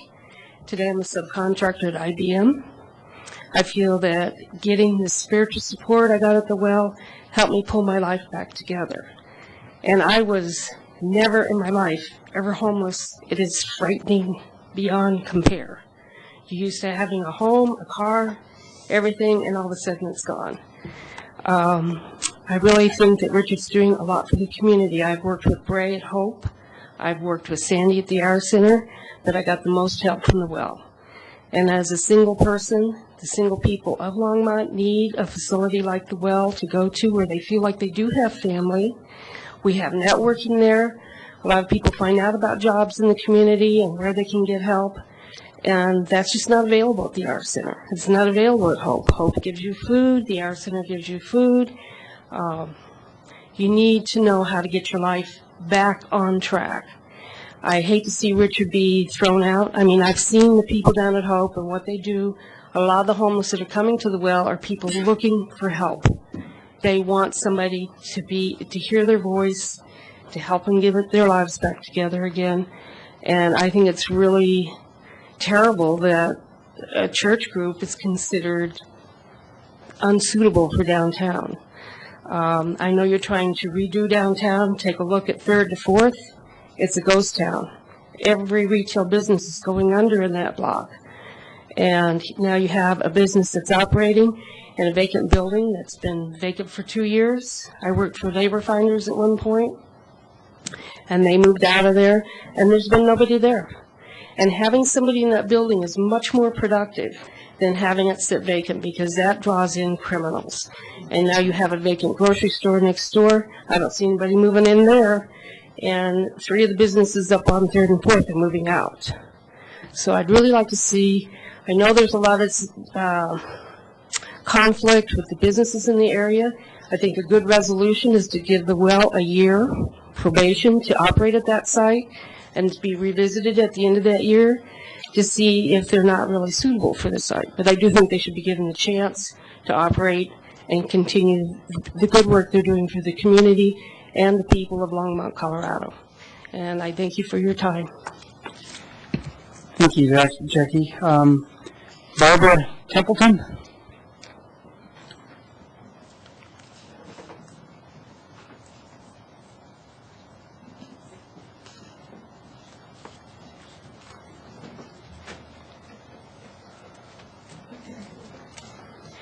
Good evening. My name is Barbara Templeton.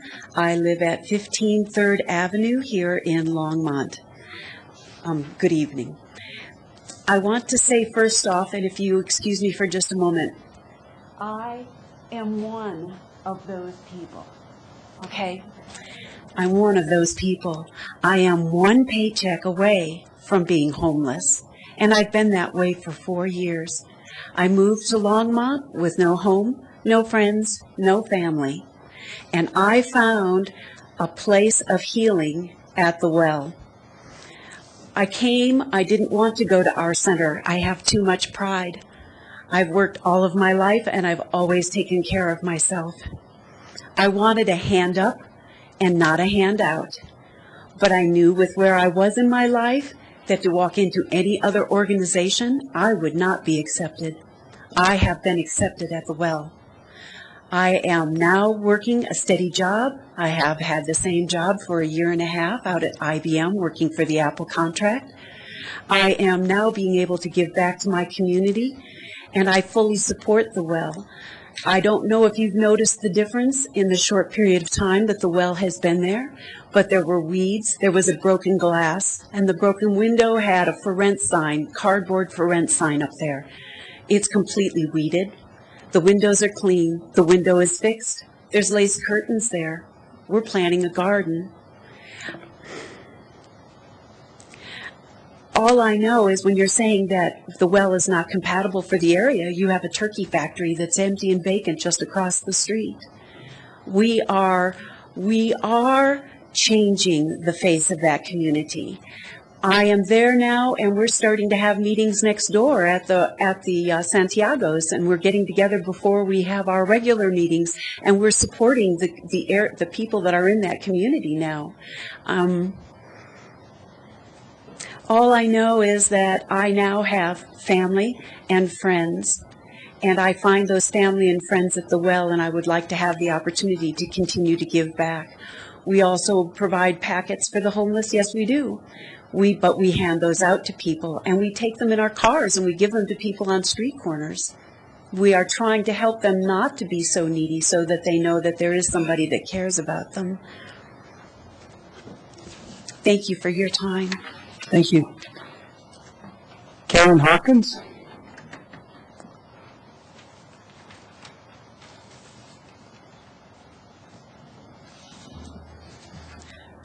Good evening. I have been homeless for about 4.5 years. It was at the age, I was in my 50s. I was living in my car and even out in the open. During the first part of 2008, I did go to the well when it was at 301 Main, where the speakeasy is now. I went to get the message or the word and then had a nice hot meal. After my surgery, I had to move to an apartment here in Longmont. I was not able to tend the well like I had before. It wasn't unless somebody had picked me up and took me to, at that time.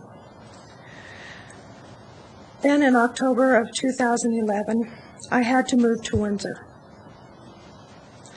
During that time, the well had moved to the Weaver Business Park. Then in 2012, in December of 2012, I was able to move back to Longmont. I was able to find where Weaver Park was and had started to attend. This area at that time was really not feasible for the homeless to come to.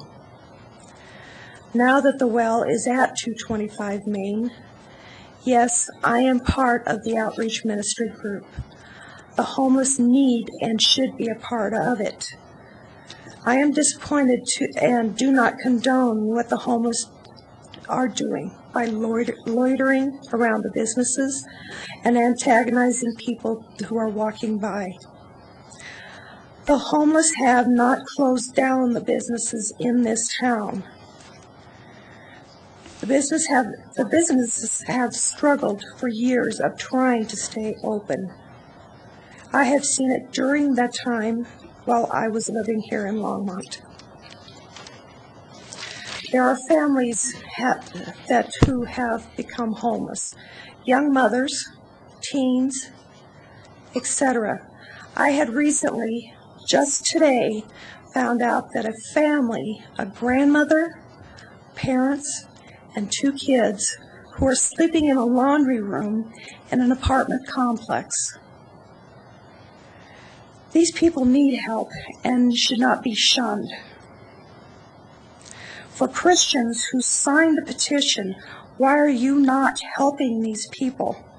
Until you have walked in their shoes, you don't understand or have a clue what they're going through. This is what the well wants to do, is to help. Thank you so much for your testimony. Did you, excuse me, could you give us your name and address for the record, please? My name is Karen Hawkins. I live at 15 3rd Avenue, Longmont. Thank you. Next up, Dale Schultz.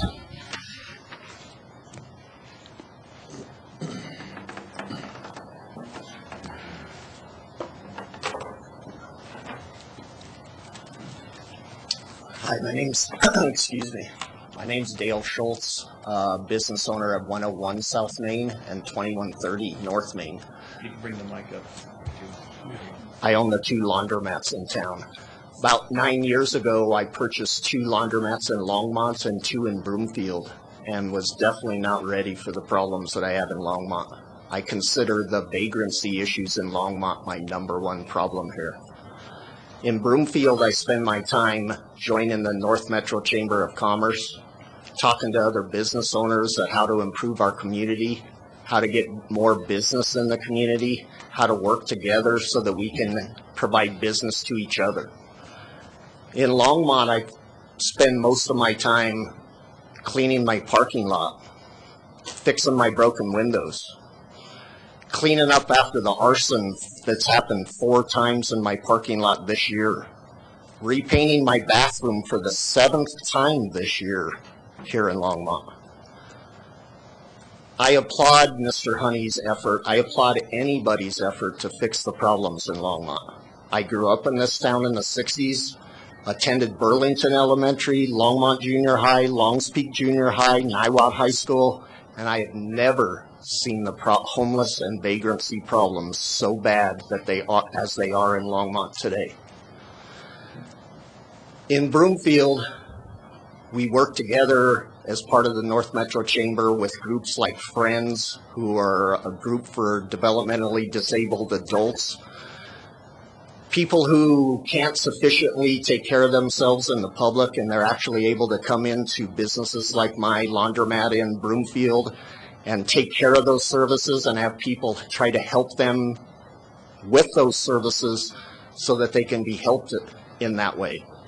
Never in the 9 years that I've been a business owner in Longmont has any organization in Longmont approached my business to help the homeless or the indigent or the vagrant in any way. I'm willing to do that, but not when it comes at the expense of my business and the expense of my other customers. A lot of times, including yesterday and today both, have had customers approach me and tell me they're leaving my establishment because of the vagrant and other problems in my parking lot. It is becoming increasingly difficult to do business in this city, and I just like any solution that is possible, and I just do not see it with the current solutions from the well. I see more and more problems coming from this, and I'd like an end to them sooner or later. Thank you. John Parker.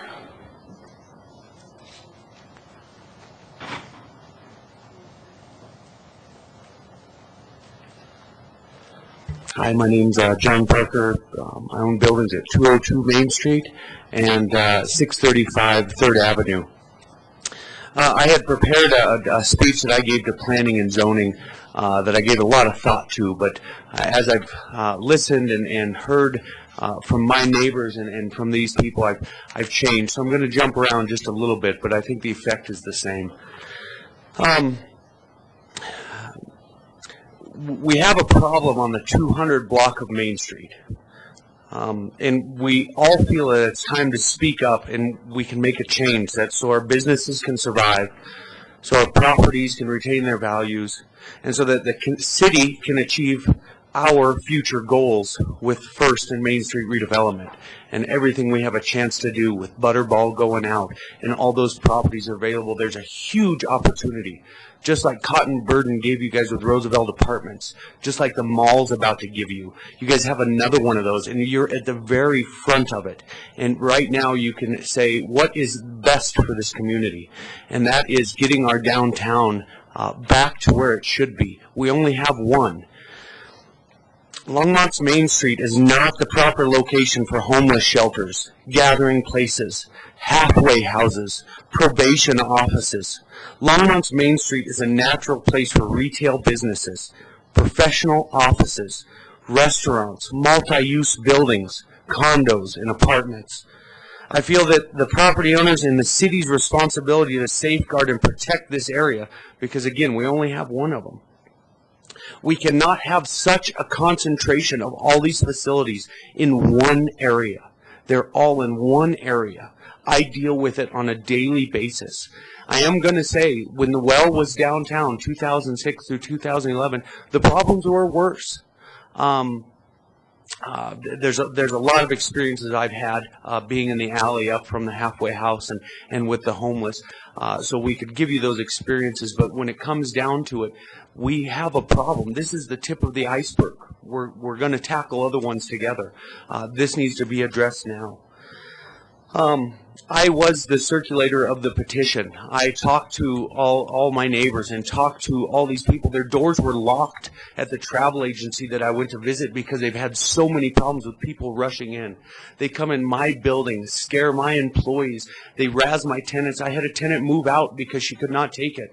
We have vacancies on the 200 block because nobody wants to come there. Who would open their business with such problems? Sorry to jump around, but I feel very strongly about this, and I think you guys are on the very tip of making a difference. I was born and raised in this town, and I think this is a no-brainer for this council to keep moving this town forward and not take a step back. So thank you very much. Thank you. Jeffrey, and I really can't read your last name. I'm sorry. Is there a Jeffrey here who'd like to speak on this item? It's like MS, it might be, McIntyre, that's it. Sorry. Please state your name and address for the record, please. Jeffrey McIntyre, 3052 Weld County Road 16, Erie, Colorado. I own the property at 220 Kaufman Street, which is probably the closest building to the well. When the well was up on 3rd, we had immensely more problems. People coming down the alley, trashing stuff, vandalism, they come up and down the alley going to the liquor store down there at the corner. I mean, just problems beyond what you would even believe unless you go over there and watch it all day. There's been drug deals in that alley, and like I said, when it was at the worst was when the well was up at 3rd Street where Cheers used to be. We've been in that building doing business for 20 years, and I mean, the town is going downhill in that area. I mean, you do have a responsibility to the business owners and the citizens around here to try and make a difference with this and try and keep some of these businesses off of the main street. They don't belong there. So I ask you to really help the business owners in this area of town and deny their request here. Thanks. All right, thank you. Okay, I guess it's time for, does staff have any rebuttal at this point?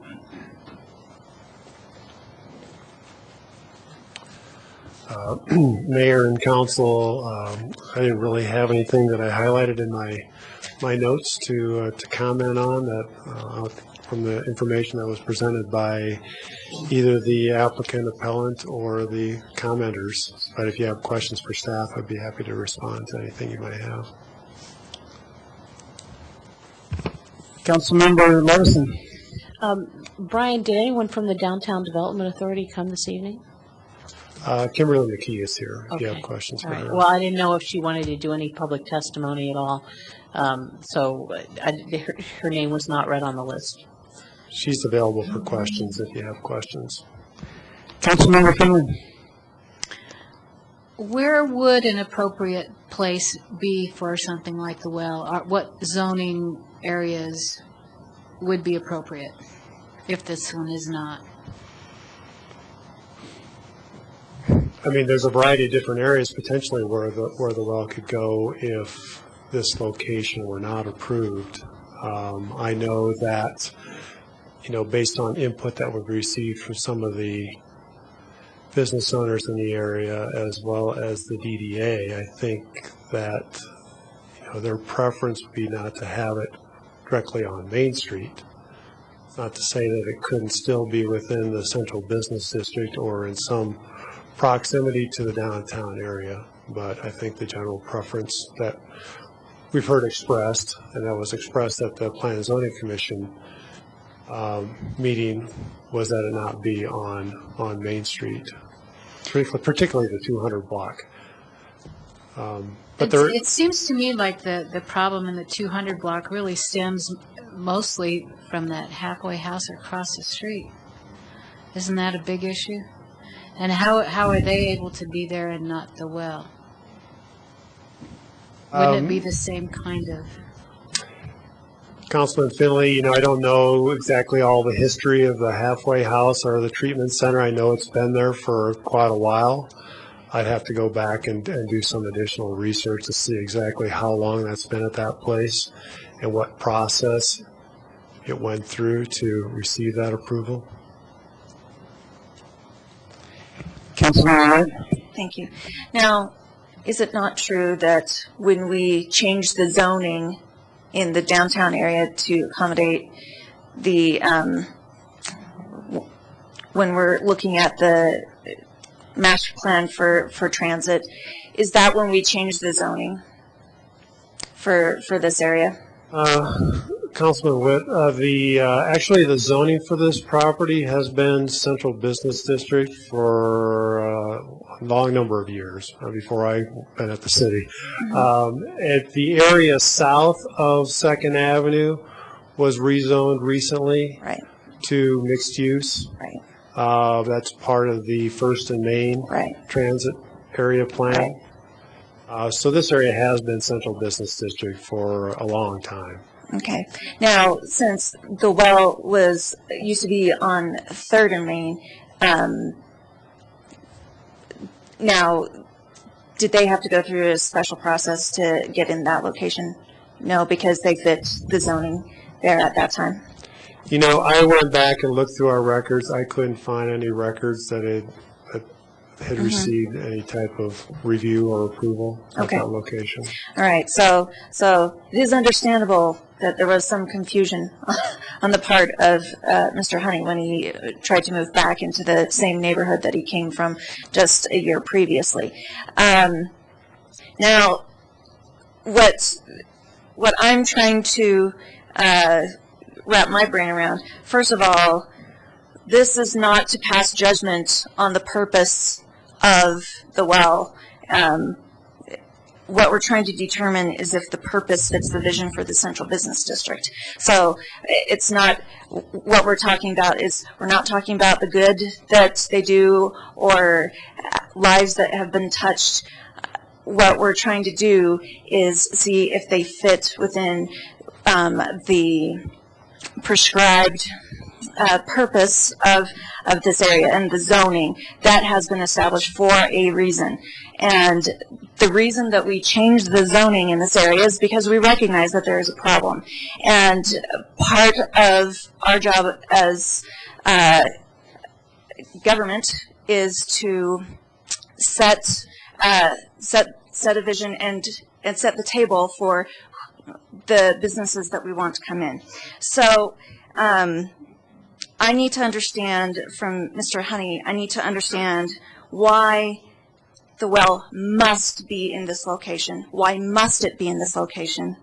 And also, I want to understand how having the well in that location is going to spur redevelopment, because that is what we're interested in this area. We want redevelopment. How is the well going to bring businesses in? Just a second, Katie. The way this is supposed to work is that we need to be sure that we're all done asking questions of our staff first, and then Richard Honey can come up and speak for his rebuttal, and then we can ask him questions. So, Councilmember Santos. Thank you, Mayor. I'll wait for Brian to confer with Eugene. I have a question for Brian. Apparently Eugene's got something to say. Mayor and Council, I understand from the audience that there were some other folks that wanted to speak in the public hearing portion that were unaware that there was a list. You're right. I guess I'll reopen the public hearing then for anyone that wasn't on this list, and I apologize for that. I should have caught that. So is there anyone from the audience that would like to come and speak on this? Please come down. And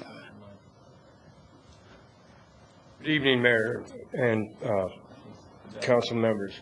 My name is Doug Branstetter, and I met Richard in 2006 as a homeless person. Your address? Yeah. I live at 6782 North 79th here in Longmont. Thank you.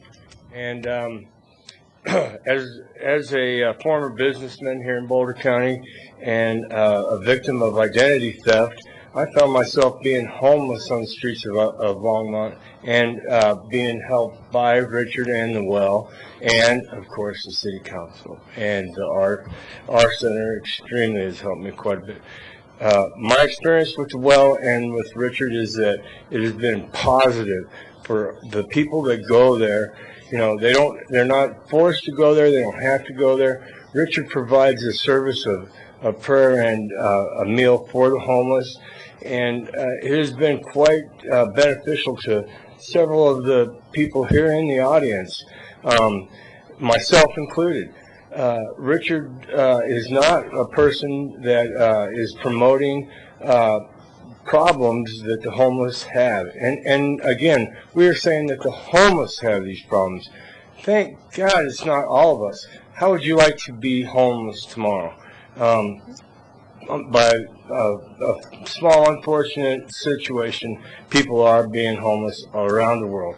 It's bad here in Longmont, but it can be made better. Richard is one of those people that makes it better. He helps and offers and identifies people that are homeless. The people that are not identified as homeless people are the people that are causing some of the biggest problems and causing the most expenditures of the monies that are spent on the homeless. We really need to help those people that are in laundry rooms sleeping at night because they have no place else. They need to be identified and helped. You guys helped me, and I am helping the homeless any and every chance that I can. I came here tonight to talk for Richard and for Vicki the article that she wrote in the paper as well. This is the kind of community that we have here in Longmont, a caring community who cares about the people here in Longmont, who takes the time to put the extra effort into opening up the places for the well and others. We've got a lot of things going with other programs. The well is different. It is a one-night-a-week faith group. And I thank you for listening to me. I do want to talk to you about my own particular homelessness after this. Thank you very much, you guys. Thank you. Have a great night. Is there anybody else in the audience who'd like to just, yeah, come on down and, I guess, line up by her.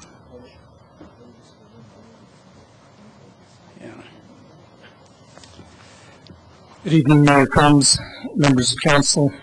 I'm Mike Jeanette. I live at 12549 Flag Drive. It's officially Lafayette. It's actually unincorporated Boulder County. My wife and I have lived there for over 30 years. We've been members of Vine Life Community Church for over 25 years, and I've known Richard for since before they moved into the 301 Main area. So I'd just like to say that I was coming primarily to show support from other church groups in the area because we've worked with Richard for many, many years, and we appreciate the work that he does, and that's why we support him. However, I'm a software engineer, I'm a small businessman, and I'm hearing what people are saying, and I really appreciate the problem that the business owners are talking about. I would like to also say one thing, though. Mayor Combs, you asked a question that I think deserves a real answer, and I think the data are there to answer it. You asked, is there any hard data about anything that has happened since the well has moved to 225 Main? And I'd like to suggest that you look at the hard data from 2006 to 2011, and then at the hard data from 2011 to March of 2013, and see if you can see any significant difference in crime rates or any other types of reports during those periods that would correlate with the location of the well. I would suggest that you may find there's none. But I am sympathetic to what the businessmen are saying. And so I would like to ask that while the 200 block of Main is in its current state, which it was in before the well moved back, I would like to suggest that you allow them to exist for one more year and then go on a year-to-year basis, because as you do redevelop it, it will no longer be as appropriate. But as long as the halfway house is across the street, as long as you've got the vacant buildings in the area, you're going to have the problem. And I suggest that the well is more of an answer to the problem than a contributor. And so I would just like to encourage you to give them a one-year, year-to-year, perhaps, zoning exception. Thank you very much for allowing me to speak. Thank you. Does the next person like to come up and speak? Walton Gohart, 10650 Yellowstone Road, Longmont. Mayor and fellow council members. I'm here to speak on behalf of the well and Richard Honey. I've known Richard for about almost 2 years now, and I think he's doing a fine job. And I've met some of the people that attend the well. My wife and I are donors to the well to help him continue his ministry. He has no government support. It's just by donors and his providing some business opportunities for people. He does provide a weekly community, or he did until he had to move, a weekly supper.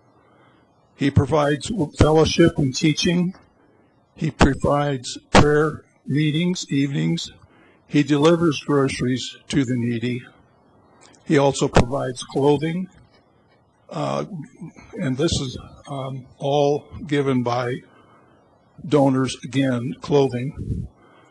He provides seminars for personal growth, and he also provides marriage support seminars.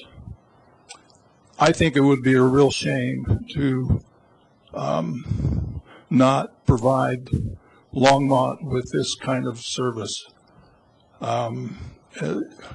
I do understand the problems with the businesses, but I really think maybe the problem with that area is the halfway house. And I think providing the well in that area may solve some of the issues. It provides people spiritual growth as well as food, food for the soul and food for the stomach. So if you take that away from these homeless people, where have they got to go? So please give them a chance to help clean up the area and see how it goes. The suggestion of maybe a year's service to this area would maybe be a great idea to see how it goes. And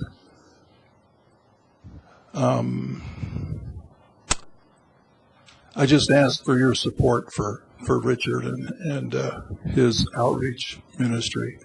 Thank you very much. Thank you. Is there anybody else who'd like to speak? Come forward and state your name and address for the record, please. Good evening. My name is Tati Mendoza, and I am a single mother, and I am here to talk for my job. I am not willing to wait 1 year more because I have a family to feed, and my work is threatened because you say that you need more for your record to prove how many times I called the police where I work. In this last week, I called them 4 times. One night, I had to close lock myself inside the, how do I say that? Lock myself inside the business where I work because one homeless was threatening on breaking the windows. You know, Longmont is beautiful, and I love the city. And we have so many things here. When we walk to the art walk, when we do the bike ride, you answer me. At night, when I came out of work, do I feel safe? No, I don't. Why? Because I see 3 people drinking in the street, threatening my life, and I have to work to feed my family. Now you tell me, you have a good job. I don't. At 8 o'clock, are you going to be walking down the street with your family and enjoying downtown? Tell me. I don't think so. See? I am not against them. I am not. But the next homeless is going to be me. I volunteer my time at our center, and we give them so much help there. I've seen people here, and I recognize them, that they just go back and forth in the street. You want to help somebody? There is a big boy on the street that everybody knows. Everybody has seen him on the streets. Why they don't come and help him? Don't feed him? Put him in a rehab? No? I'm here to speak for myself and because I need my work. And there's empty places. Yes, Miss Karen Hopkins.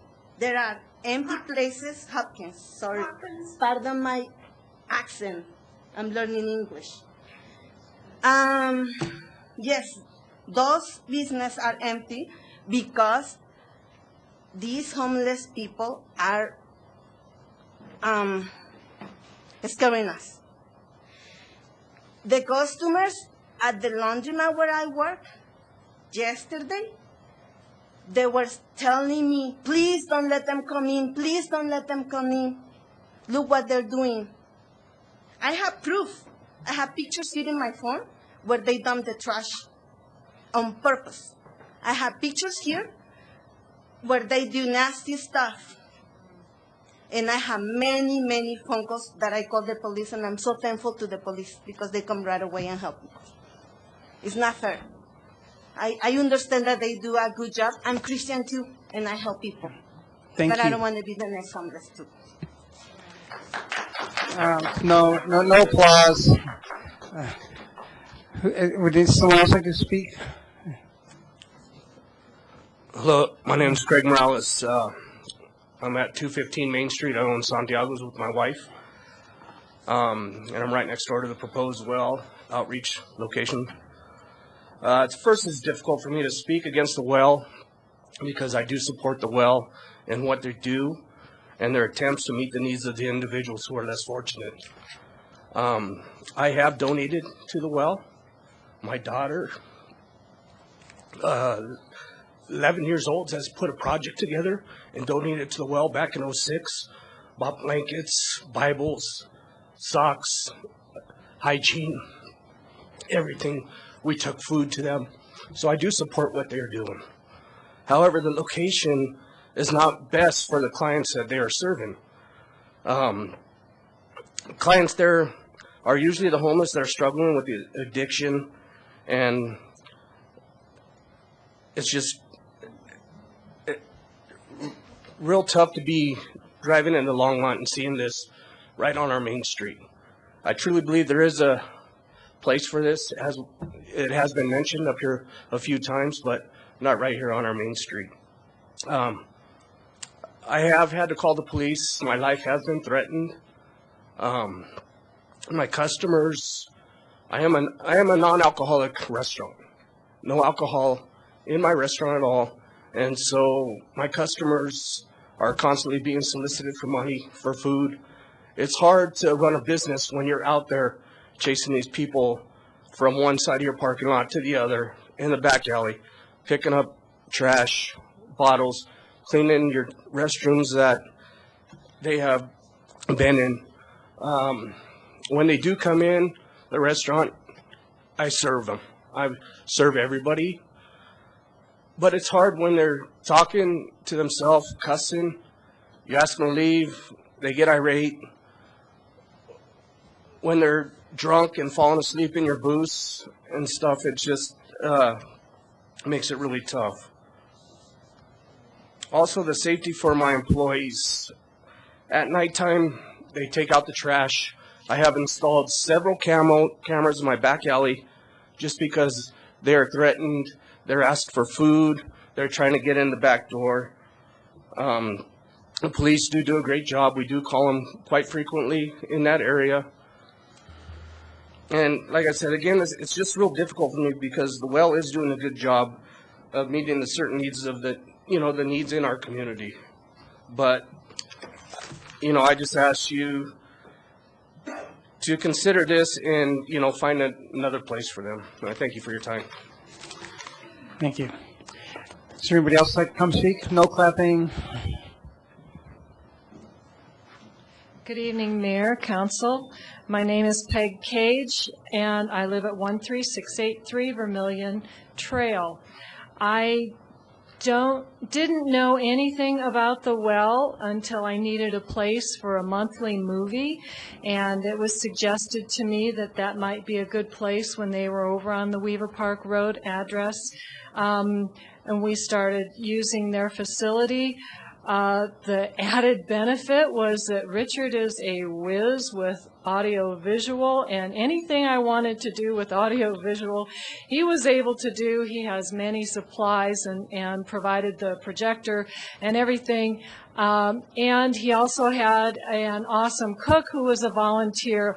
All of the things that they provided, they did basically on a volunteer basis, and we continued to meet there. As a matter of fact, we move our monthly meeting, day meeting there as well, and they voluntarily cooked the meals and took just enough food, took enough money out to pay for the food, and the rest went to the well as a service.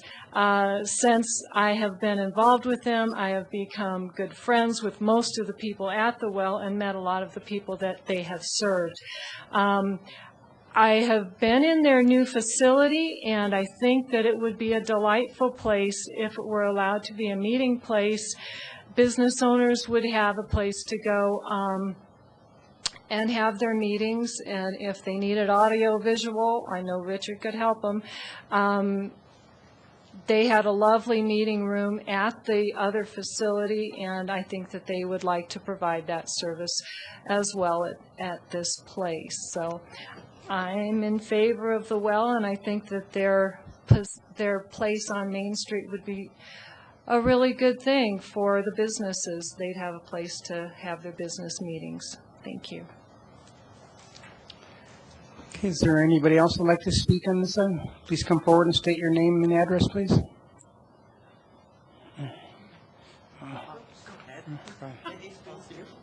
Form a queue. Yeah. My name is Wynn Engelhardt, 10650 Yellowstone Road, Longmont. I have been in Longmont for 20 years, a little over 20 years, and I've noticed that since we've been here, once you get past Third, going downhill, businesses have come and gone and come and gone. And there was a Cajun restaurant there. There was a market there that is gone now. The restaurant has changed hands a couple times, I believe, but just seems to be something that's happening in that area of town. And also, I think the businesses are going, and the homeless are showing up more too because of the way the economy is. Businesses are having a hard time. People are having a hard time. I support Richard. My husband and I support his ministry. But I do not believe it is necessarily the area. I believe it is the times. And I don't think this is the worst of them yet. But I just do support Richard 100% and all the volunteers that work for him. They are so ready to give a helping hand, a word of wisdom whenever you ask. They're wonderful people to be around, and thank you very much. Thank you. Good evening, Mayor. Good evening, Council. My name is Gary Von Rivenberg, 7732 Ute Highway, Longmont. I was here before I spoke the last time for the Planning Commission.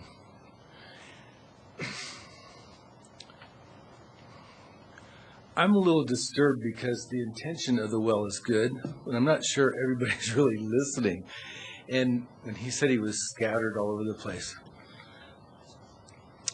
I was under the assumption that Mr. Schumacher is paid to do his job, and that the Downtown Development Authority are professional people.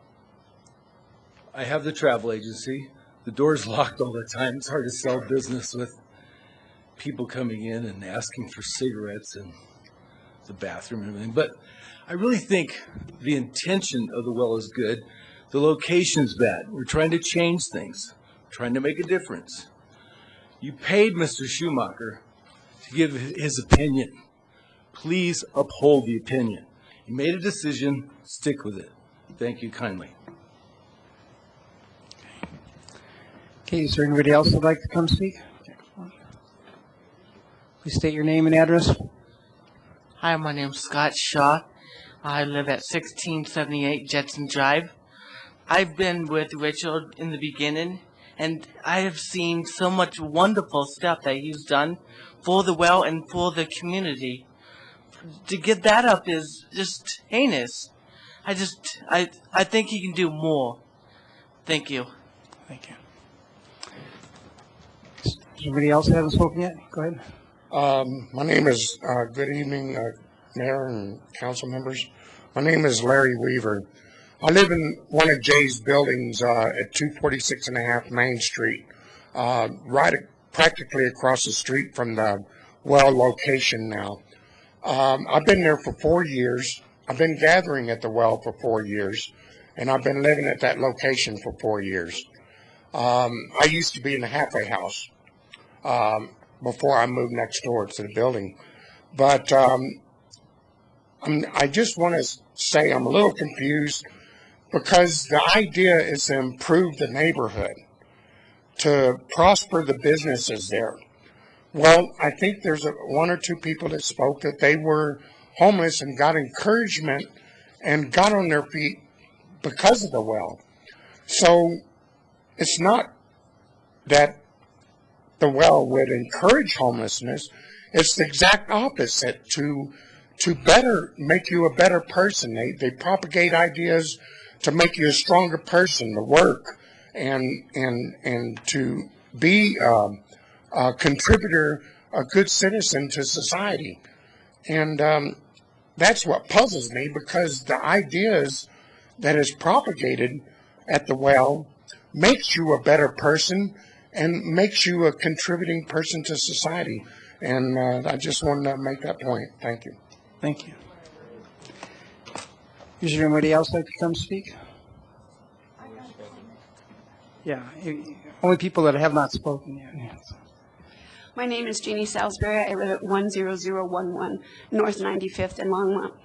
Good evening, Mayor and Council. We all know, excuse me, we've all heard how wonderful the well is and what it does, and I am part of the advisory board for the well. Our main issue, of course, is the homeless. We serve the homeless one night a week. Not every night. They're not there every night. Most of these people come for help from us. Those that are, and I can't say for sure, but the majority of the problem that our community is having isn't coming from the people that come to the well.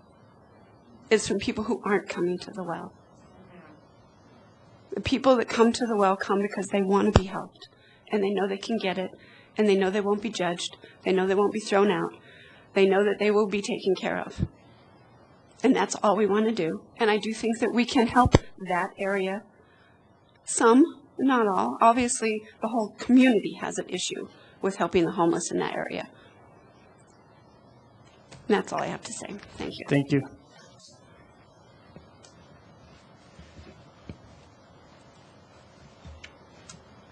Hi. Hi. Please state your name and address. Yeah, okay. So my name is Emily Still. My address is 950 Grandview Meadows Drive, number K206 in Longmont. And I just want to say, first of all, you guys are awesome for being here until like 9:30. You guys really care about our community, so thank you. I didn't expect it to be this long, but thank you.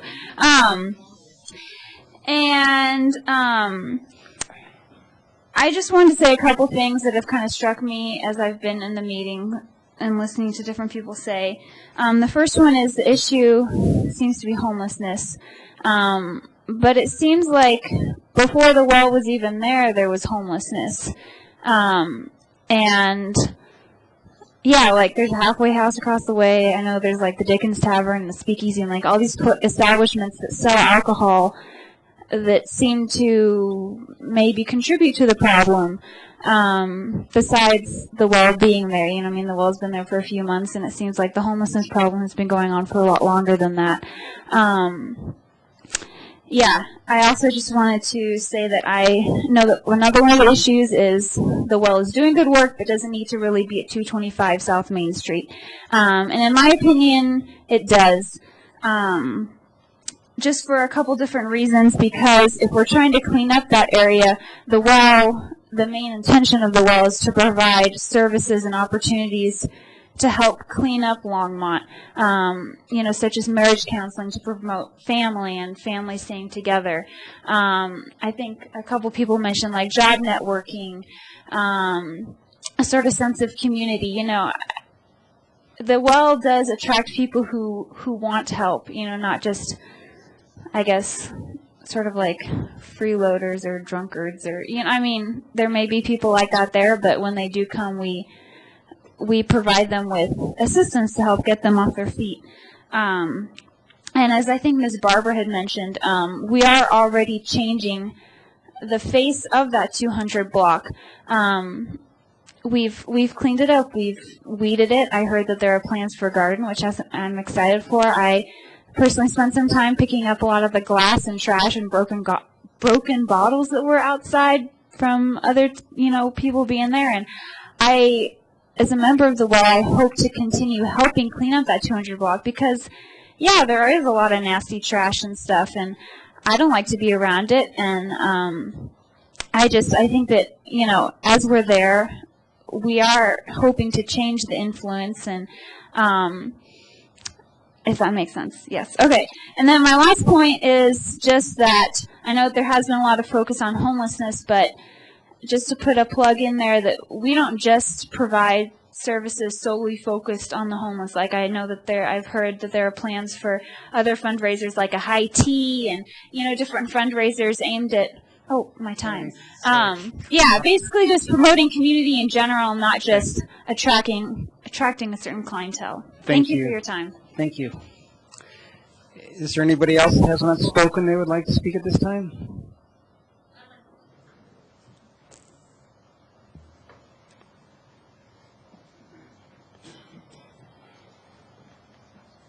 My name's Annette Morales, 11725 Pleasant Hill Road, Longmont. My husband and I both on Santiago's, obviously.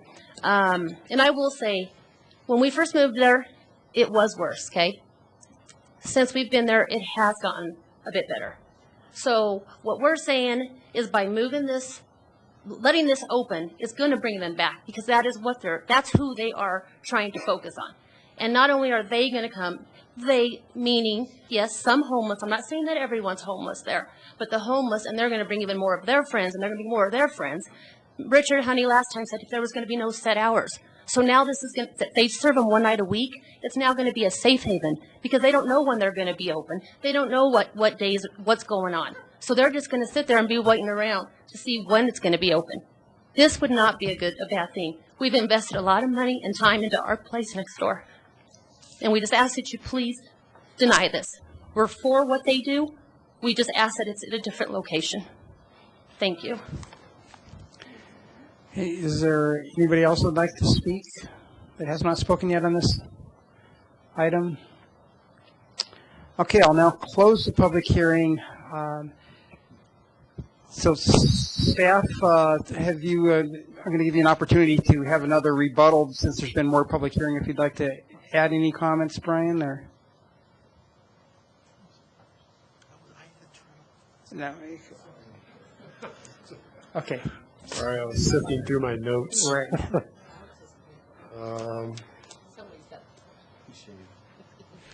I don't have anything else to Okay. add beyond public comment. Okay, but we still have some comments, some more questions for you. Councilmember Bagley. Thank you, Mayor Coombs. Interesting discussion.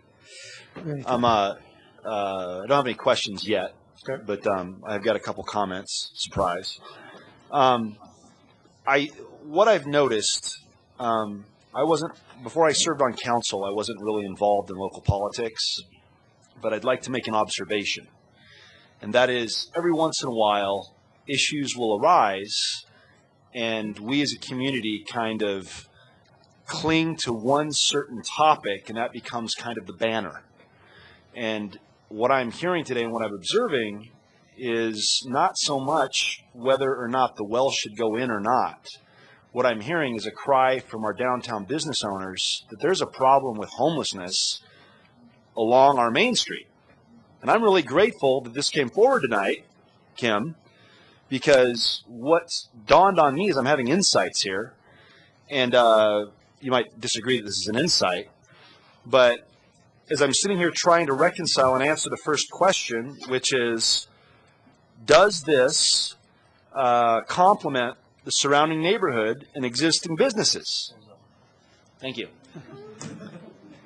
And the answer is absolutely it does. Hear me out here before you start throwing stones. If we want to revitalize our downtown, we have a problem. And that is, and Emily Still, you were very insightful and you stole my thunder. But in that area, within a stone's throw, we've got the Dickens, a halfway house, a treatment center, the in-between, the Hope Van, which is mobile, Armand's, the police station, the municipal courts, the Hours Center, and that's just what I can think of. If we want to, and then of course, in addition to that, since we've got a population, an economic population or economically challenged population, you're attracting businesses such as pawn shops, bars, laundromats, and you've got, there's no way we're going to revitalize downtown if we are surrounding downtown with these types of economically challenged facilities. I'm not saying we don't need them in our community. I'm just saying that it's not compatible with downtown. So I know that we're having a hearing on the well, but what we really should be doing is instructing staff to come up with a long-term plan, just like we did with First and Main, to relocate this type of activity away from our downtown into an area of town where we can support it and foster it. That's the real issue. And so in my mind, I'm thinking, okay, well, if the well comes in, we've succeeded if we permit the well to come. And then essentially at some point, Mr. Honey comes and says, well, yeah, I ain't getting no more business down here. I've got to relocate. To me, that would be like the real indication that we've won, because everybody's winning. Our services in our town is caring for the needy and the poor and the homeless. But at the same time, we're acting in a manner that's in accordance with our policy. Because we say we want to revitalize downtown, but as I'm listening to the testimony, we really don't. Because everything we're doing, halfway house, treatment center, arm-arms, police station, municipal courts, hour center, the in-between, the Dickens, pawn shops, bars, laundromats, is saying that our actions are not in accordance with what our policy is. So, that's what I think we need to do. Instruct staff to come up with a plan to get those activities away from downtown. I think that's the only solution. And whether or not we allow the well there is irrelevant, because that's not the issue. The issue is all the vagrancy that come along with homelessness and the economic problems that downtown's facing. And so, so on one hand, I think that it does fit with the current surrounding neighborhood and existing businesses. However, I think that needs to change. And I think that if we say no to the well, we're arbitrarily just saying, well, yeah, you were there from 2006 to 2011, but you can't come back. And I think that that's just making a statement against homelessness and the problems it's bringing. So I say we allow the well, but at the same time, we instruct staff to come up with a long-term plan that will allow us to relocate these businesses or these service providers so that we still meet the needs of the city, but at the same time, we're allowing our downtown vision to come to fruition. That's what I think. I'm going to interrupt you for just a second, Brian. That was very good, thoughtful. But I wish it would have come after. We still need to give Richard Honey his opportunity, and then we could have this discussion on what we should do. So, Councilmember Santos. You can sit back down. Because I still have questions for staff. See, we have a procedure here that apparently we're just ignoring right now.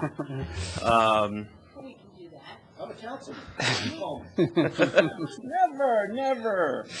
We have this procedure. I have a question for staff. Brian, seems like what it seems to be is that the change of status with the Internal Revenue Service seems to be the big problem. From a non-for-profit, they're allowed to be in the Central Business District. Am I correct? And do what they were previously doing. Am I correct on that? Councilman Santos, no, a non-for-profit would still be required to go have the through a conditional conditional use process. Okay, I was confused because now they're a for-profit. So that's where I was getting confused there. So that answers that question there. So Mr. Honey, I do have a question for you later, but not right now. So in case anybody else has a question for Brian, they can ask it. Does anybody else have any questions for Brian? Councilmember Levison. So, I'm just a little bit confused around the business plan. So we can't, one of the issues for me is that I can't wrap my head around how is this similar to other businesses that are offering similar services on Main Street, and would the services be compatible with what else is being offered in downtown already? So I'm just going to strip it down. For example, there is a office business service business on Main Street, I think in the 400 block, where you can rent office space by the hour for business meetings and that sort of thing. So is this that business, or is it just a small portion of that business, that type of business? And then there are businesses that offer counseling services. I think there's a someone in the 600 block that's like a master's degree in social work and offers counseling services at that location. And there is a counseling center at the corner of Kimbark and Fifth Avenue that has a conglomeration of mental health and psychologists and psychiatrists offering services in the Central Business District. So how does this business model compare to those? And then how does this business model compare to the businesses downtown that sell stationery and cards? I can't figure out what the business model is and to determine what the compatibility is. So when we looked at this with respect, Councilman Levison, in terms of how to classify this use, obviously there's certain components. If it was just an administrative office, that's a permitted use. If it was just retail, obviously that's a permitted use. But when we had the discussion with the applicant and looked at what they were proposing in terms of all the different activities that comprise the well, we felt that the conditional use process fit in the best for all of the activities that they were proposing at the location. Well, and how about some of the other regulatory aspects? If they're going to cook and serve food, but they're not a restaurant, I don't understand that part of the business model either. And then I don't understand how this is going to be a viable enterprise that's going to, I mean, the core principle of the Central Business District is to make money and to generate, positive economic activity there's a sales tax component here, obviously, that goes back in the tax increment district. We already know, well, I guess that's property tax, but there's also sales tax generation we care about downtown and the health of the downtown business district. And so I'm just trying to figure out how this fits into, again, it's a compatibility issue I'm trying to figure out with with having something that might be open for retail 1 or 2 days a week or 10 hours a week to be able to make that viability case that's compatible with other retail uses because it generates some, degree of sales tax. Well, I know I think that's where the LDDA came down with respect to some of their concern about this use being at that particular location, even though it's not technically a nonprofit. It seems to function a lot like a nonprofit. Granted, they may do some small retail, but I can't imagine that the amount of sales that they do is significant. It sounds like it's primarily for fundraising purposes more than anything. And so, the response that we received from the DDA was concerned about not having an ongoing for-profit driven business at that particular location, whether that's retail or restaurant or whatever that may be. And I guess the other thing that I don't understand is I guess I just don't understand the business model, and that's where I'm struggling with compatibility. The other thing is that if it's going to also function like a religious organization, in the Central Business District, is it an allowed use to have a church or a religious organization on Main Street? I thought I remember something in the code that disallows in the Central Business District on Main Street a new church. Councilmember Levison, this issue came up a number of years ago when the Byrne Youth Center wanted to locate in the former Sindler Furniture location on the 500 block of Main Street. And the LDD at that time expressed some concern about having a nonprofit, place of religious assembly, not providing property tax revenue on Main Street. And when we did an amendment to the code, I believe in 2006, we changed it, the places of religious assembly, from it was either permitted or limited use that allowed administrative review to a conditional use in the central business district. Now, there were certain size limitations with respect if it was a larger facility that it wouldn't be allowed on Main Street, but smaller facilities could still be considered through a conditional use process. Okay, thanks. I'll let other people weigh in. Okay, well, thank you, Brian. I don't think there's any other questions, so I think it's time for Richard Honeycutt to come up and, Richard Honey, sorry. Thank you. Thank you, Mayor. A number of points came up during that whole discussion that I would like to address. First of all, the absence of the well from that location is not going to fix the problem that you've all heard about. And I do sympathize with the business owners. I understand the problem. Probably more than they do, because I see people who need help. And the only way we can get to those people who need that help is to be where they are at. We moved out to Weaver Business Park to try and build community away from downtown Longmont. They don't come. Councilman Finley said, where could we put the well if it was off Main Street? That's assuming that the people that are challenging these businesses will follow the well and will come to the well. They don't come. They are down in that downtown area. So, Councilman Bagley, you're quite right, identifying the root of the challenge here is to be where the need is. The other things that I would like to say is that you all know we are in this building under its existing permits, which is, according to Brian, I've had several discussions with Brian, that's as an administrative office. And we're not talking about whether to set up a homeless shelter or an overnight warming center.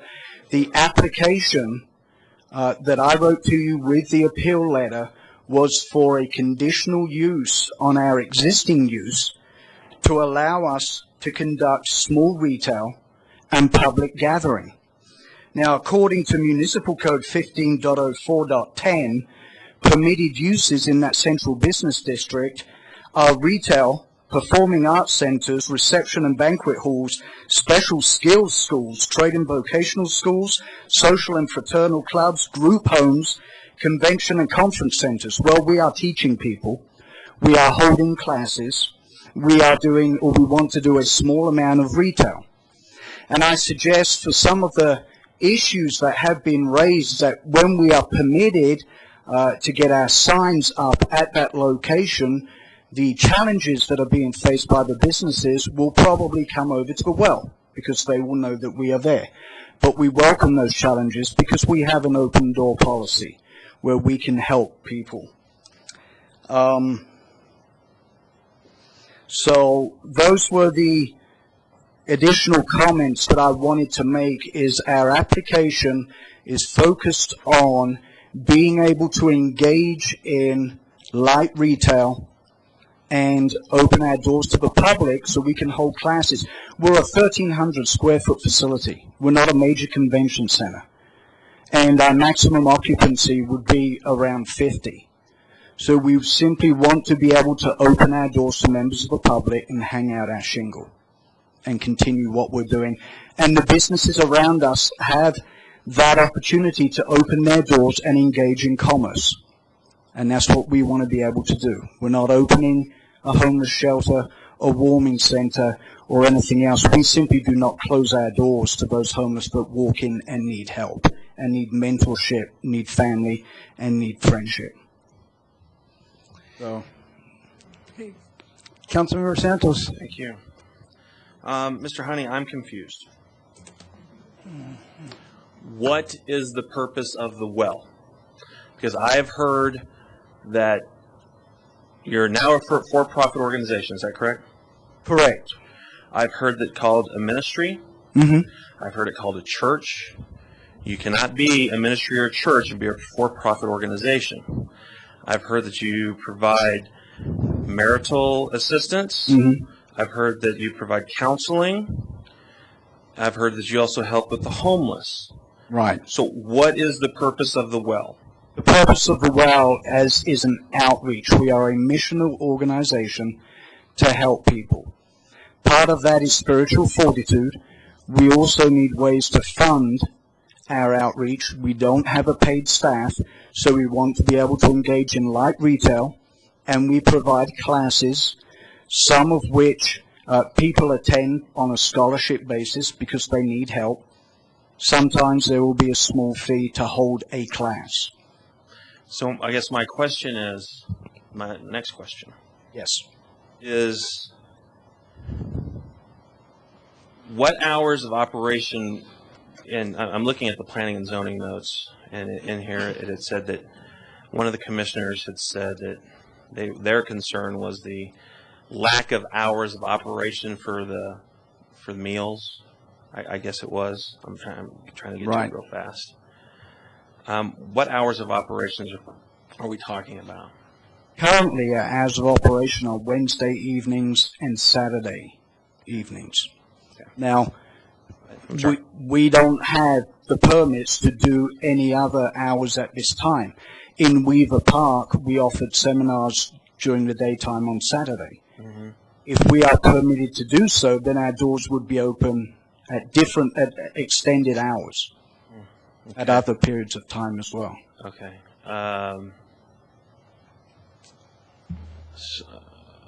right. See, my question is, I'm still trying to figure out if you were doing counseling, marriage counseling, and other things outside of helping homeless. Why didn't it succeed at Weaver Park? We were unable to build the community and the donor base that we needed to support that facility. It was too big for us. Hold on with that. And how are you going to get the donor base from homeless people in the downtown central business district? Our expenses are 30% of what they were. We have the donor base to support what we want to do, but we also need light retail. We need a little bit of light retail, and we want to be able to do fundraising. Light retail at Weaver Park? Sorry? You couldn't do that at Weaver Park? Yes, we could. So why didn't that work? Because it was too large a facility.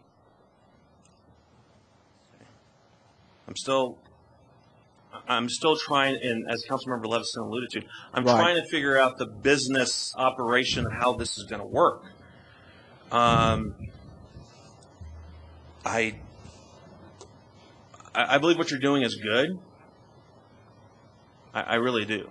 And you have, and I think Councilmember Bagley hit it on the head. There's a greater issue in the central business district that needs to be addressed. I'm still at a loss of trying to figure out. I'm not understanding the issue. This condition, if you meet this condition, I'm trying to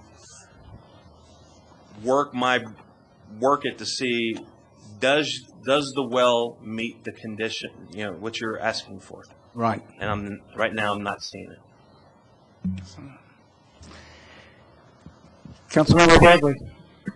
Thank you, Mayor Coombs. I'm going to ask you 3 questions following procedure.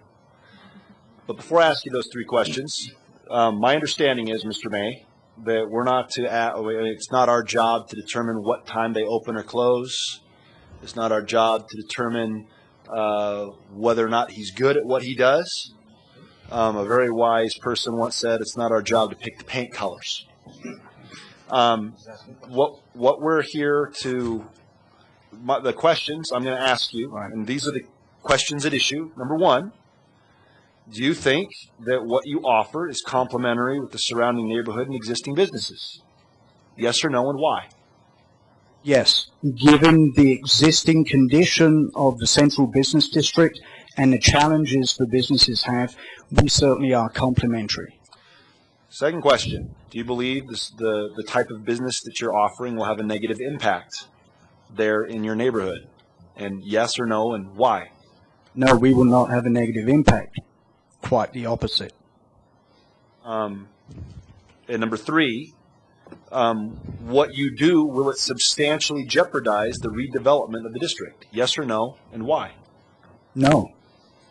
We're in a small building, 1,300 square feet. We're not doing any redevelopment of the lot or the building. We're a fairly benign organization. I don't know what else to tell you. It will not jeopardize any redevelopment in that district. And if the city were to figure out a way to move all of the facilities that attract the homeless and economically challenged in our city to that particular location, in the future, would you remain there? If the city, if all the homeless left downtown Longmont, would that be a viable business location for you? It would not be a viable outreach location, no. Thank you. Councilmember, Thank you. So you got a pre-taste of what I wanted to know. And I think you have answered Councilmember Bagley that you do not believe that it would jeopardize redevelopment in that area. You said no. You didn't give a reason why. So why won't it jeopardize redevelopment? without knowing what any redevelopment plans are, if in fact they are down on paper somewhere and I have not been privy to them, then it is a hard question to answer. I can only answer it from the basis that we are not doing any redevelopment of that lot, of that building. We're a pretty benign organization. We're not looking to hang big flashing neon signs out there. We're not looking to get an adult entertainment permit. Thank you for that. Thank you. Well, didn't Jesters get one? I don't know. I'm not sure. But we're not talking about them right now. Okay. So I think some of the concern is that you will probably not be contributing to the tax base, and understandably so, because you're running a very lean operation, and all the retail is going to support your outreach, and that's an unusual business model to wrap people's brains around. Now, what I can't, Can I address respond? that? Yeah, go Okay. We do have a sales tax license.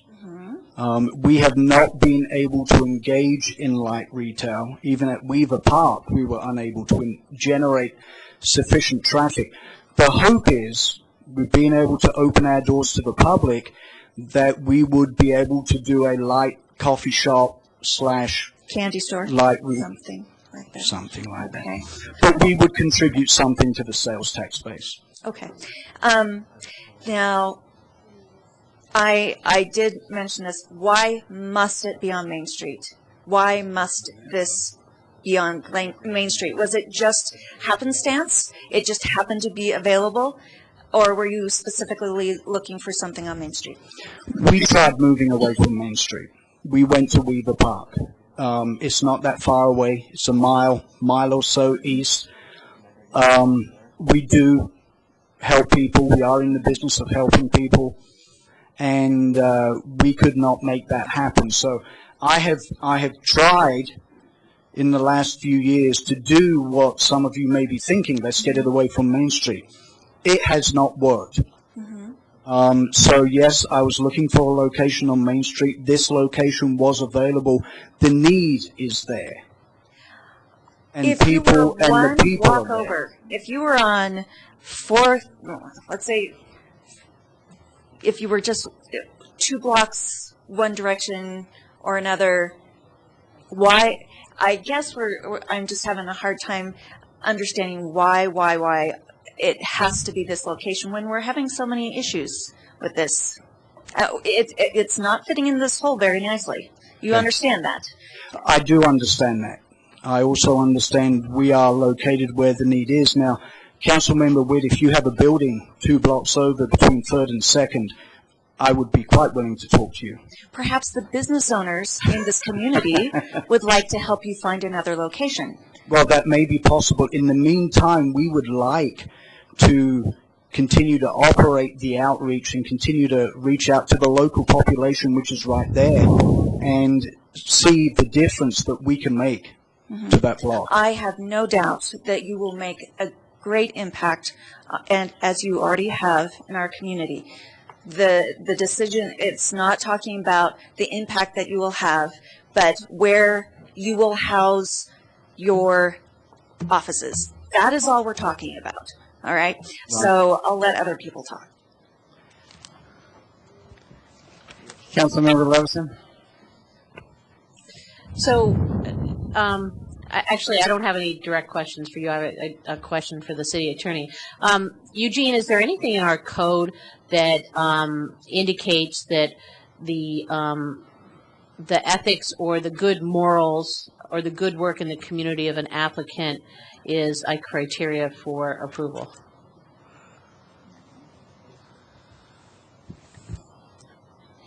Mayor and council, the criteria are laid out in 1502-060D2. I'm not seeing a goodwill criteria in there.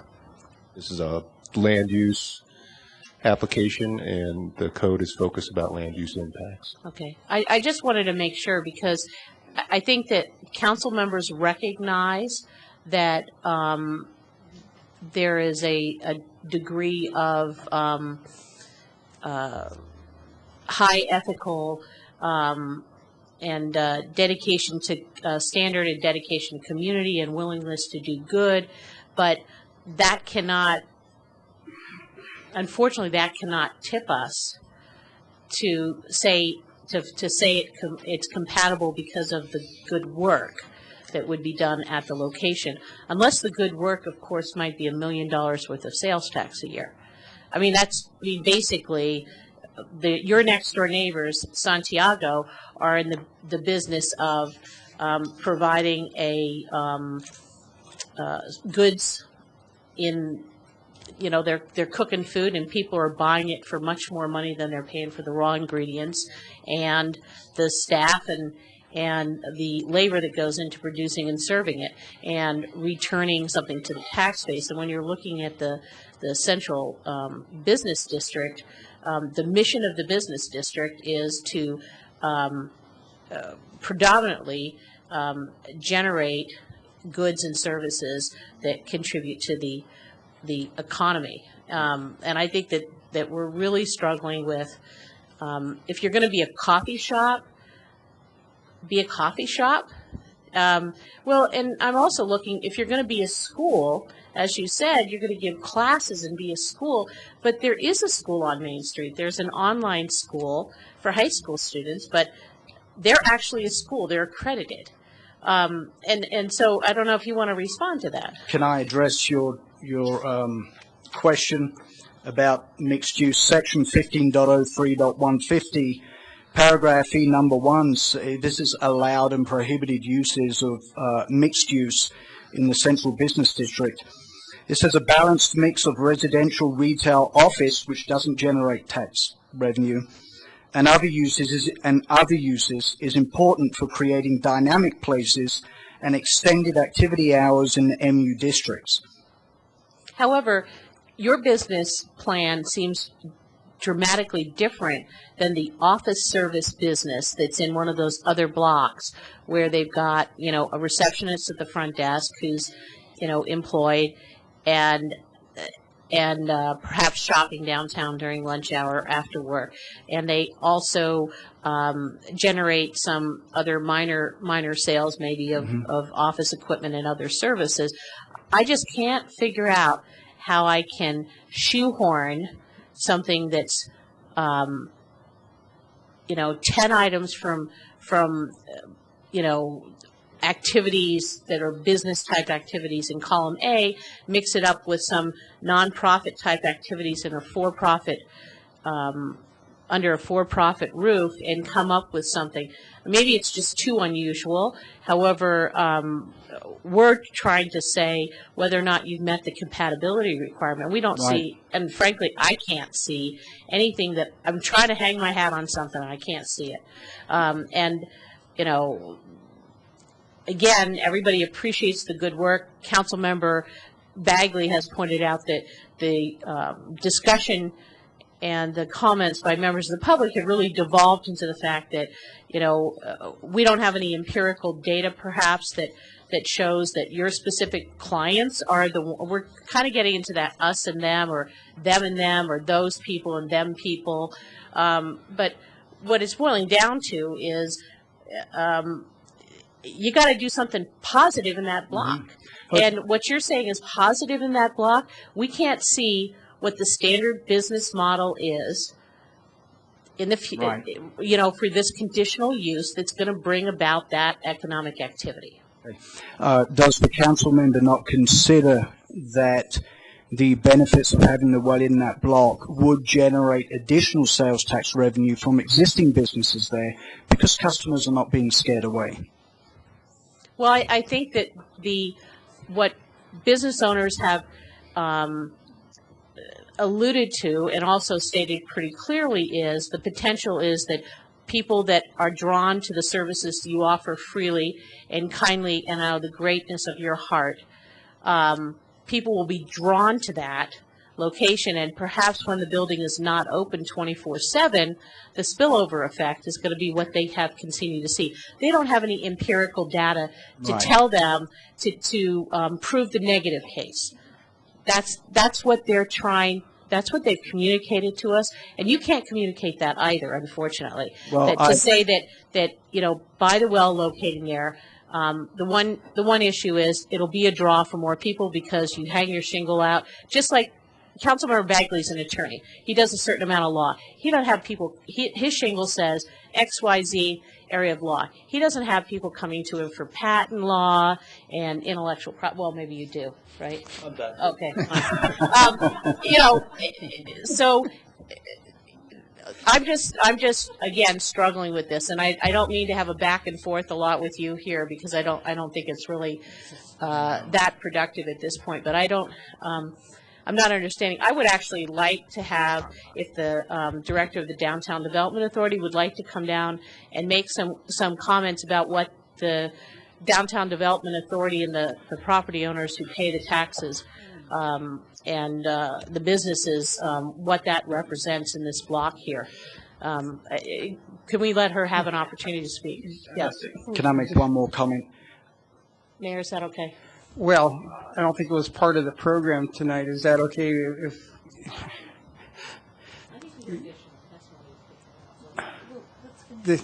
Yeah, let's finish. Yeah.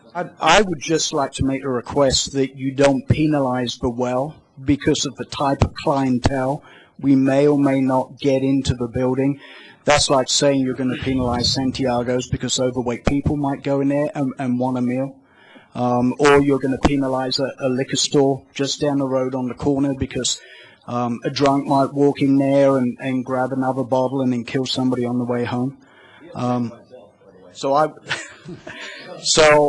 would just ask that, I know a lot of the focus is on the homeless problem that the well may contribute to, but it's all hypothetical, and we do want to be a contributing business member of that block.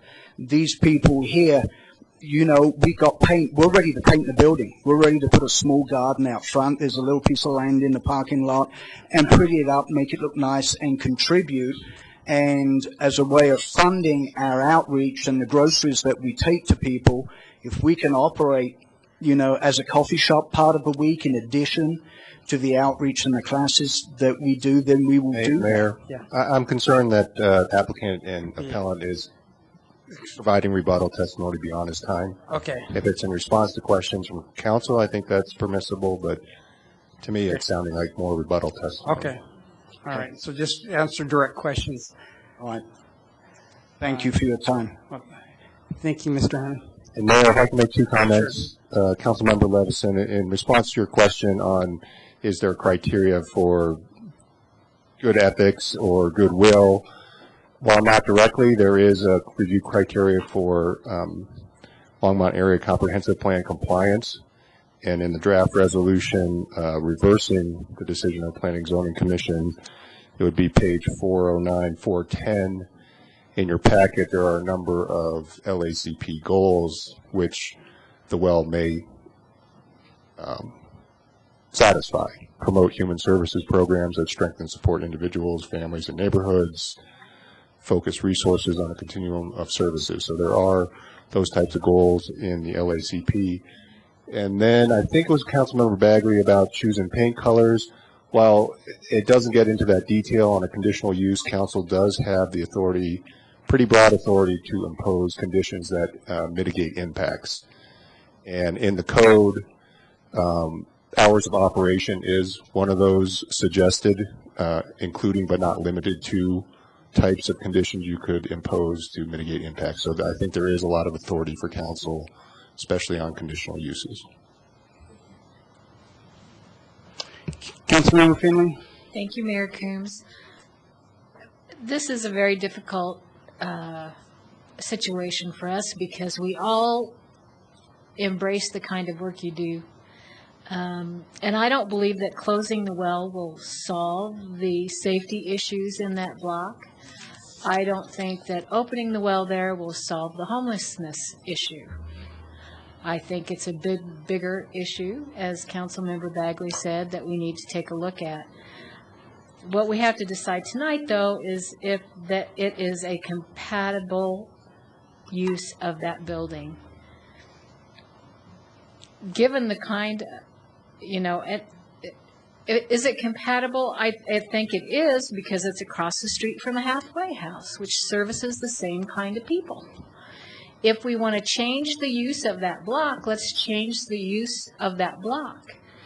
Just making sure that someone who wants to help homeless people can't locate there doesn't do that. It doesn't make it a safer block. It doesn't make it a better place for homeless people to get help, either one. So it doesn't serve any purpose in my mind.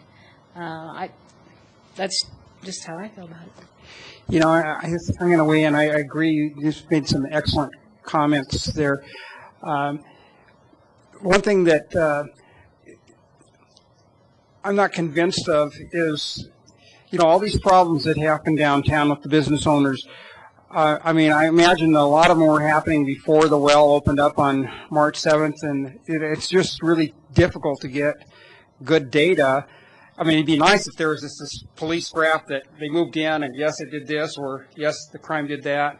But we don't have access to that data. So, I'm kind of leaning towards maybe make it a conditional use for a year and see what it does to the area down there. Does it help or does it improve it? I don't know. It's really, really a tough call. I'm struggling with it. Councilmember Santos. Thank you, Mayor. The only problem with that is that you can have a baseline right now from when they open to now, but they haven't fully operated yet at all. That's the problem. I move that we uphold the decision of the Planning and Zoning Commission finding the well outreach center that does not comply with the condition use review criteria. Second. Okay. Heavy cards. Any further discussion? Councilmember Witt. Coming into this meeting, I was kind of leaning towards that. I think there's some opportunities here, though. I think that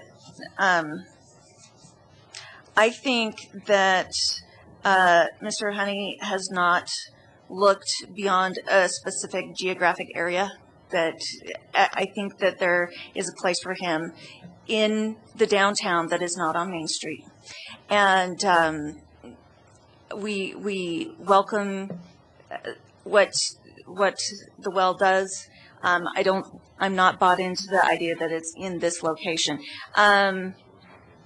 So I think that, I think that the business owners can be helpful here. Help us find a location for the well, somewhere where the clients will be able to find them,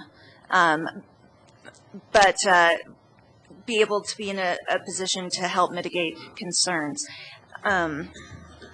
But altogether, I think what we have learned is that there's no rhyme or reason for the zoning in that area, and we have not set the table correctly for what we hope to achieve there. And so we're going to have to, that can't be solved tonight. That can't be solved tonight. All that we can solve tonight is we understand mistakes have been made in the past. Let's try to find a solution moving forward, but I don't think the solution is going to be having the well on Main Street. Councilmember Levinson?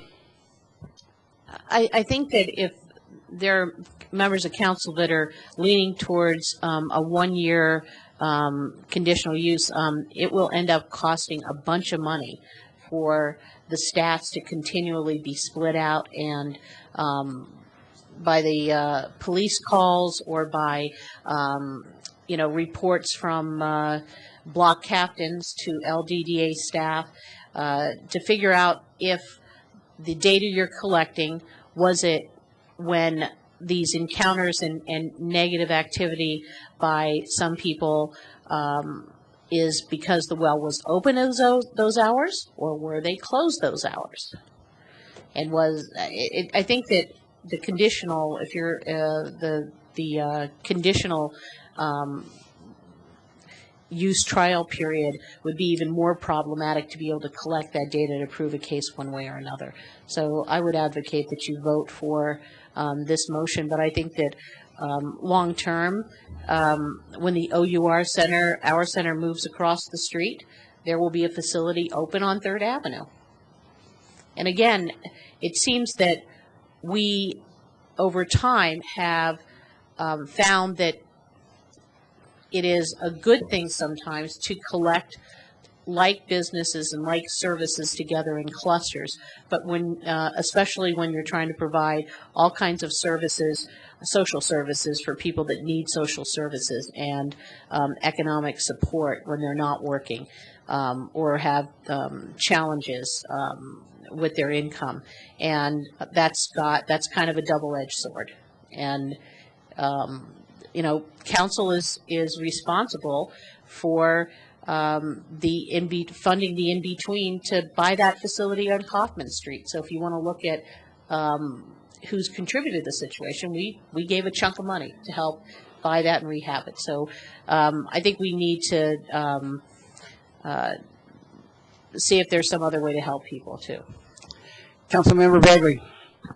Thank you, Mayor Coombs. As an attorney, on occasion, you'll go into court, and I've had the opportunity several times to stand there before a Boulder County Court judge and request a temporary restraining order. And oftentimes, these women and men will get up, and they'll start saying how much they fear their spouse. I fear that my spouse is going to hurt me, and I think he's going to he's verbally abusive, and he's going to punch me sometime, and he's just going to lose it.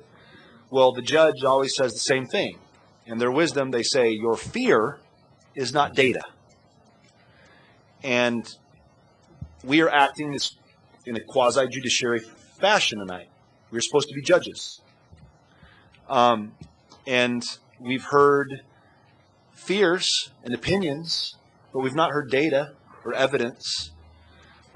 We've heard evidence of defecating. I don't want defecation on Main Street, to be clear. We've heard, just fears and what ifs, but no data. And even though we've talked about sales tax, that's not the criteria. We've talked about, well, will it help the homeless? That's not the criteria. It's, will it substantially jeopardize the redevelopment of the district? And right now, there is, if anything, there's been evidence from 2006 to 2011, as well as, several people who have come forward and said, I go to the well. If these are the people that are going to the well, I don't have a problem. You can come to my neighborhood. And so, again, I think it's a bigger problem. It's the homeless problem. I'm not saying we need to let the well in. We need to come up with a plan. We can't handle it tonight, but I do think we need to give the direction to staff. They need to come up with a plan and start that. Okay. And But yeah, I don't see it. It is compatible. I don't want you there. To be clear, I do not want you in downtown. But nevertheless, homelessness is in downtown. Vagrancy is in downtown, and they want to try to help. And so we need to attack the main problem, but I don't see how, according to this criteria, we can actually say no. That is just my opinion. So I'll be voting to allow them to come in, and then I will ride the city staff to come up with a solution to move these types of organizations outside of our downtown.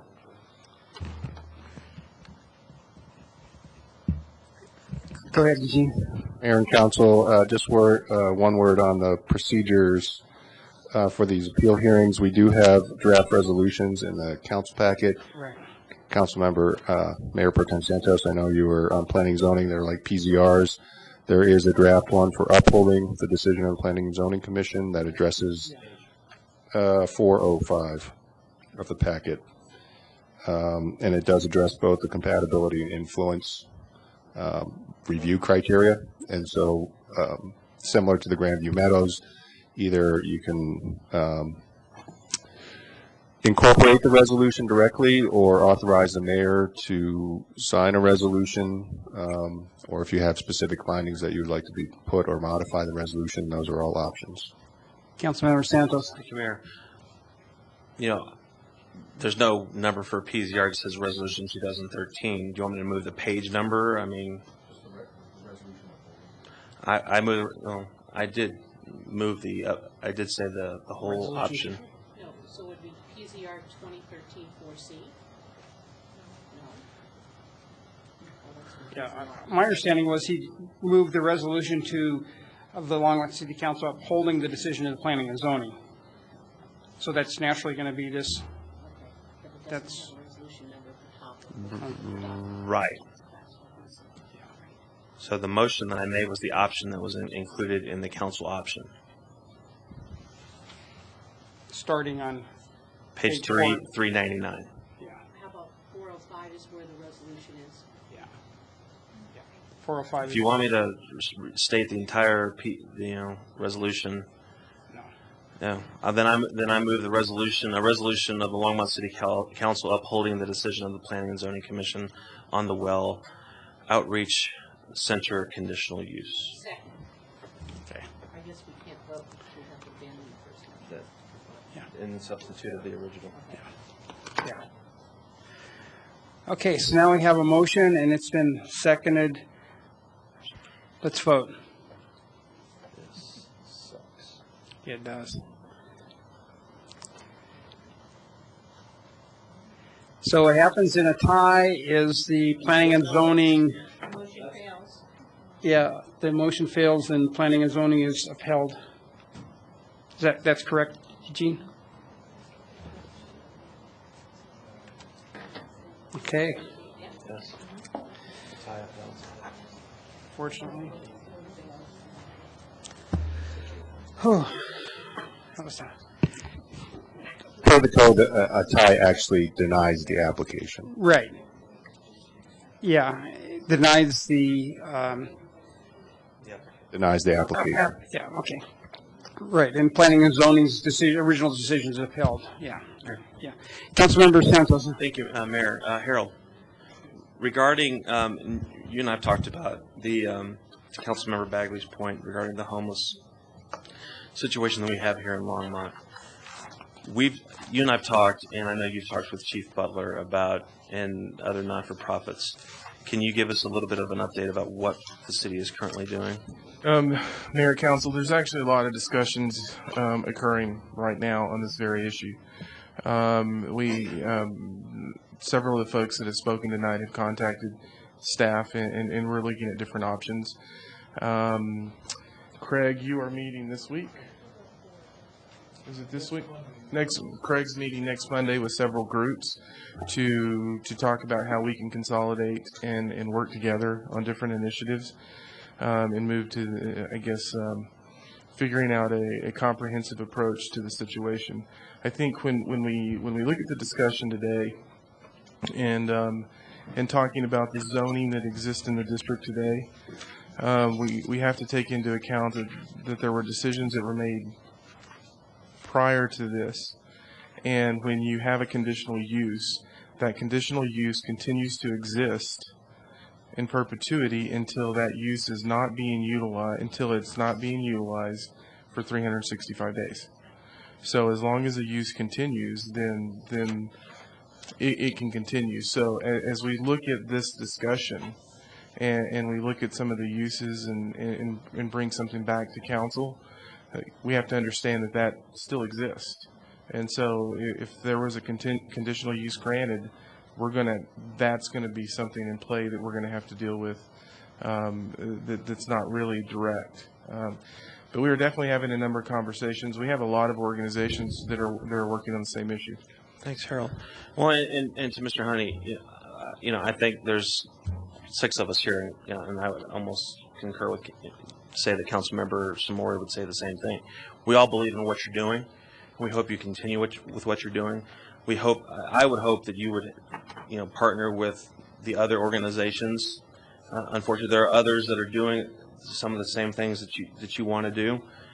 Which, since I've been on council, I'm looking to see when we give money to organizations, that we're not duplicating and giving out the same money for people that are doing the same. I'd like to see, and I know there's a not-for-profit work group that works very close together. So I don't know if you're working with them. I would hope that you would. One of the biggest problems that we're seeing as a city is, and it's not a problem, it's a good thing. Longmont's a very giving community, sometimes to a fault, that other communities have cut back so many services that everyone's coming to Longmont because we give good services. So while I encourage you to continue with what you would like to do, perhaps not at this location, as Harold mentioned, we need to address with our other municipalities around us about what they are doing and actually what they're not doing, because apparently people are coming here. So again, as I said, it's with heavy heart, but I would encourage you to continue. Councilmember Bagley. Thank you, Mayor Coombs. I just want to be clear as we talk. I'm not talking about address the homeless issue. Let's get together and have a chit chat. What I'm talking about is doing whatever it takes, meaning get together with Kim, and if we have to, approach these facilities. Maybe the LDDA buys the real estate. Work with the city to relocate. I mean, what I mean is a comprehensive plan to get these types of entities away from downtown. I mean, whatever it takes. Because that is tonight, what I realize, that is the only way we are going to revitalize downtown. And so what I'm saying is going one step further. As a city councilman, I'm one of 7, but we get to say stuff, and hopefully city staff listens. And so instead of engaging in that conversation, I'm saying, I think I know the answer. And that is, don't talk about programs or what we're going to do. I think the solution is coming up with a plan to physically relocate these types of entities. Period, full stop. That's what I'd like to see the city staff come up with. Now, it might not be done next week, but that's what I'd like to see. And I'm curious if anybody else on council agrees with that, because that's what I'd like to direct city staff to do. Councilmember Witt. I think that it is a laudable goal, and I know that staff has been working on this, and I know that we've had a war on poverty for a really long time. Okay, so it is endemic and it's difficult, and we can mitigate some things, but we're not going to get rid of homelessness, and we're not going to get rid of poverty. Can we get it out of the central business district? Yeah, but it's going to cost us a buttload of money. That's what staff's for.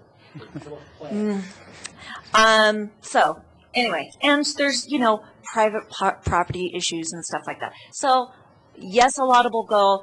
Am I going to support you? No. Not tonight. All right. Yeah, I guess it's second call or final call. Final call, public invited to be heard. Is there anybody else from the audience like to speak at this time? Well, just go wait. You got to come up to this and state your name and address. Okay, well, go ahead. You have to come up to, and again, please state your name and address for the record.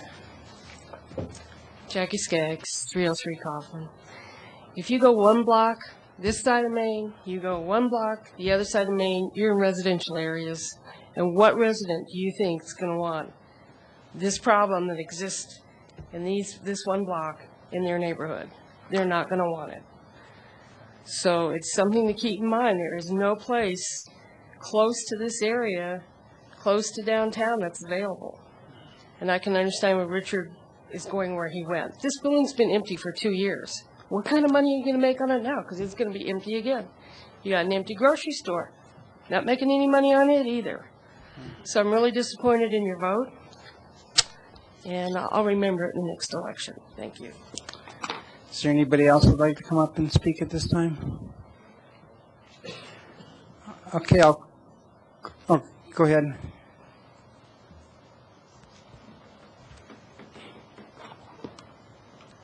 Good evening. My name is Doug Branstetter, and I'm a member of this community. I've lived here all my life, and I'm here. I was drawn here tonight because of the homeless, and because I was a homeless person.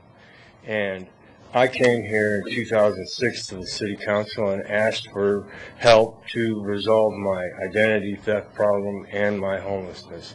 And there are ways to become, to end homelessness. And there it is to work the steps of the programs of the people that have proven that they can help. In my case, the Art Center has helped me through thick and thin to become a viable person in this community again, and I applaud them. Richard and Well have done great things, but again, it is the community of Longmont that has stood up for to help the homeless, and I think that by identifying who the homeless are is one of the biggest needs of this situation. How to end homelessness, I'm not sure, but we need to find out who wants to be homeless and who doesn't. The people that don't want to be homeless are willing to work at any length to become viable citizens again. It's not like that they want to be homeless. It's the people that have lost their jobs or have gotten divorced or have fallen upon these hard times of this economy that are the people that this community wants to help. It is not the people that are hiding from the law or have extreme problems that we can't help, that are abusing the system of the kindness of this community or any community. Again, I was drawn here tonight because of the homeless. I was a homeless person, and I came here and got help from the city council members, and I really appreciate it.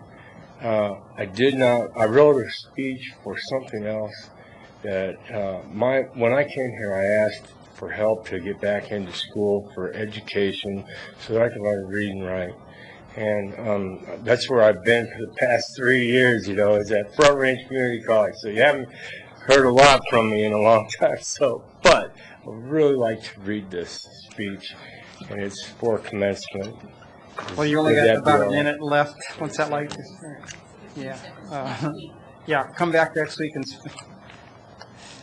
Yeah, sorry, you only get a 3 minutes.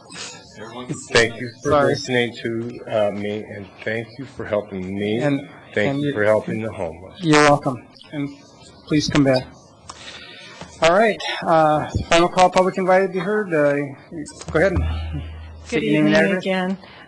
Do you need my name again? Sure, I guess officially. Okay, Peg Cage, 13683 Vermilion Trail, Longmont. And good evening again. I just want to make a point about the strange business model of the well if you notice, he said that they do not take any government money. He did not come here asking for a government program. He came here for the ability to have the freedom to make money, to help with a problem that we have on Main Street. I have benefited from his ability to make money and to provide services, so I know he's able to do that. It is a strange model in this day and age of government handouts and government giveaways, and I noticed that in one of the things that you were asking tonight, one of the things that you voted on included additional grants and benefits that were not on the budget originally. And you gave more money to those things, but we didn't have any conversation about what those things were. Mr. Honey and the people who volunteer at the well are not asking for your money. They're asking for the ability to open their doors and provide a service. And they're asking for the ability to make money to provide this service. And I don't see anything wrong with that. Okay, is there anybody else who'd like to speak at this time? All right, I'll close the public hearing. It's time for mayor and council comments. Are there any comments from council members? Councilmember Finley. Thank you, Mayor Coombs. I have to have my business of the week, and this week I get to thank the Front Range Orthopedic Surgery Center, who operated on my arm last week, and my arm is still there and it does function, and I highly suggest if you need that sort of thing, you should try the Front Range Orthopedic Surgery Center. Councilmember Levison. Councilmember Finley, I'm glad your surgery went well. I want to thank everyone who came out for Cinco de Mayo on Saturday, and it was just a wonderful public event. Kind of weird because it wasn't really hot and then rained at the end of the day. It was kind of cool and didn't rain. So just want to thank all of the committee members, a lot of committee members that are not city staff people who are who volunteer to put the entire event together. And then also the community that comes out to man the booths and have a booth and show cars and dress up dogs and play music and just a very wonderful community event where you saw a broad spectrum, not just the Hispanic or Latino community or the Mexican American community. You saw everyone in Longmont participating and enjoying a great day. So I appreciate that. Councilmember Bagley. Thank you, Mayor Coombs. I don't make many comments during council member comment session, but this is important. And we're all dealing with the mall, and I've got a solution. I've got a solution to eminent domain, and I've got a solution for all the money problems of the surrounding Twin Peaks. I'm going to give this jar to the mayor. It's mall money. And Mayor, I want you to set this aside, and I want you to fill it, and we'll use it to the mall. It doesn't matter. We'll take all money. Only when you complain about after 11. No. We need to use that, Mayor. Just put that aside for your mall money. Thank you. Wow. Boy, this is a rough night. I'd like to thank all the people that came out and gave testimony. I'd like to, apologize for messing up the public invited to be heard and not just by going by the list and not encouraging other people that didn't sign up in time. So I apologize for that. I think I'm going to try to paraphrase this. Dr. Martin Luther King said something to the effect that, a society should measure its greatness by its goodness. That was tough tonight. I was kind of hoping for a different outcome, but, we make the best decisions we can. We all heard the same testimony, and I appreciate everybody's opinion on this. I certainly appreciate everything that Richard Honey has done for this community, and I wish there was some way we could help him in the situation he's in right now, because I think he does a lot of good for this community. And so, I guess that's it for me. Anybody else like to speak? All right, City Manager, any remarks? Just one comment, Mayor, Council. Tomorrow we're having the appreciation breakfast for the staff of our organization. It's normally on a Friday. The reason why it was changed this year is as I was going around and talking to various departments, we have a number of departments that don't work on Friday, and they were wondering why we were holding an employee appreciation breakfast on days that they don't work. And so it was actually moved on Monday because that is the day when we actually have the majority of our organization on staff at that time. We obviously miss folks that are on different schedules, but this Wednesday is the day that we can grab the most folks. So that's actually why it was changed from a Friday to a Wednesday. All right. What time do we have to be there? I was told 6:15. 6:15, yeah. Yep. 6:45 for council. 6:15 to staff, wow. So. See you 6:15. All right. Thank you. City Attorney, any comments? No comments, Mayor. All right, this meeting's adjourned.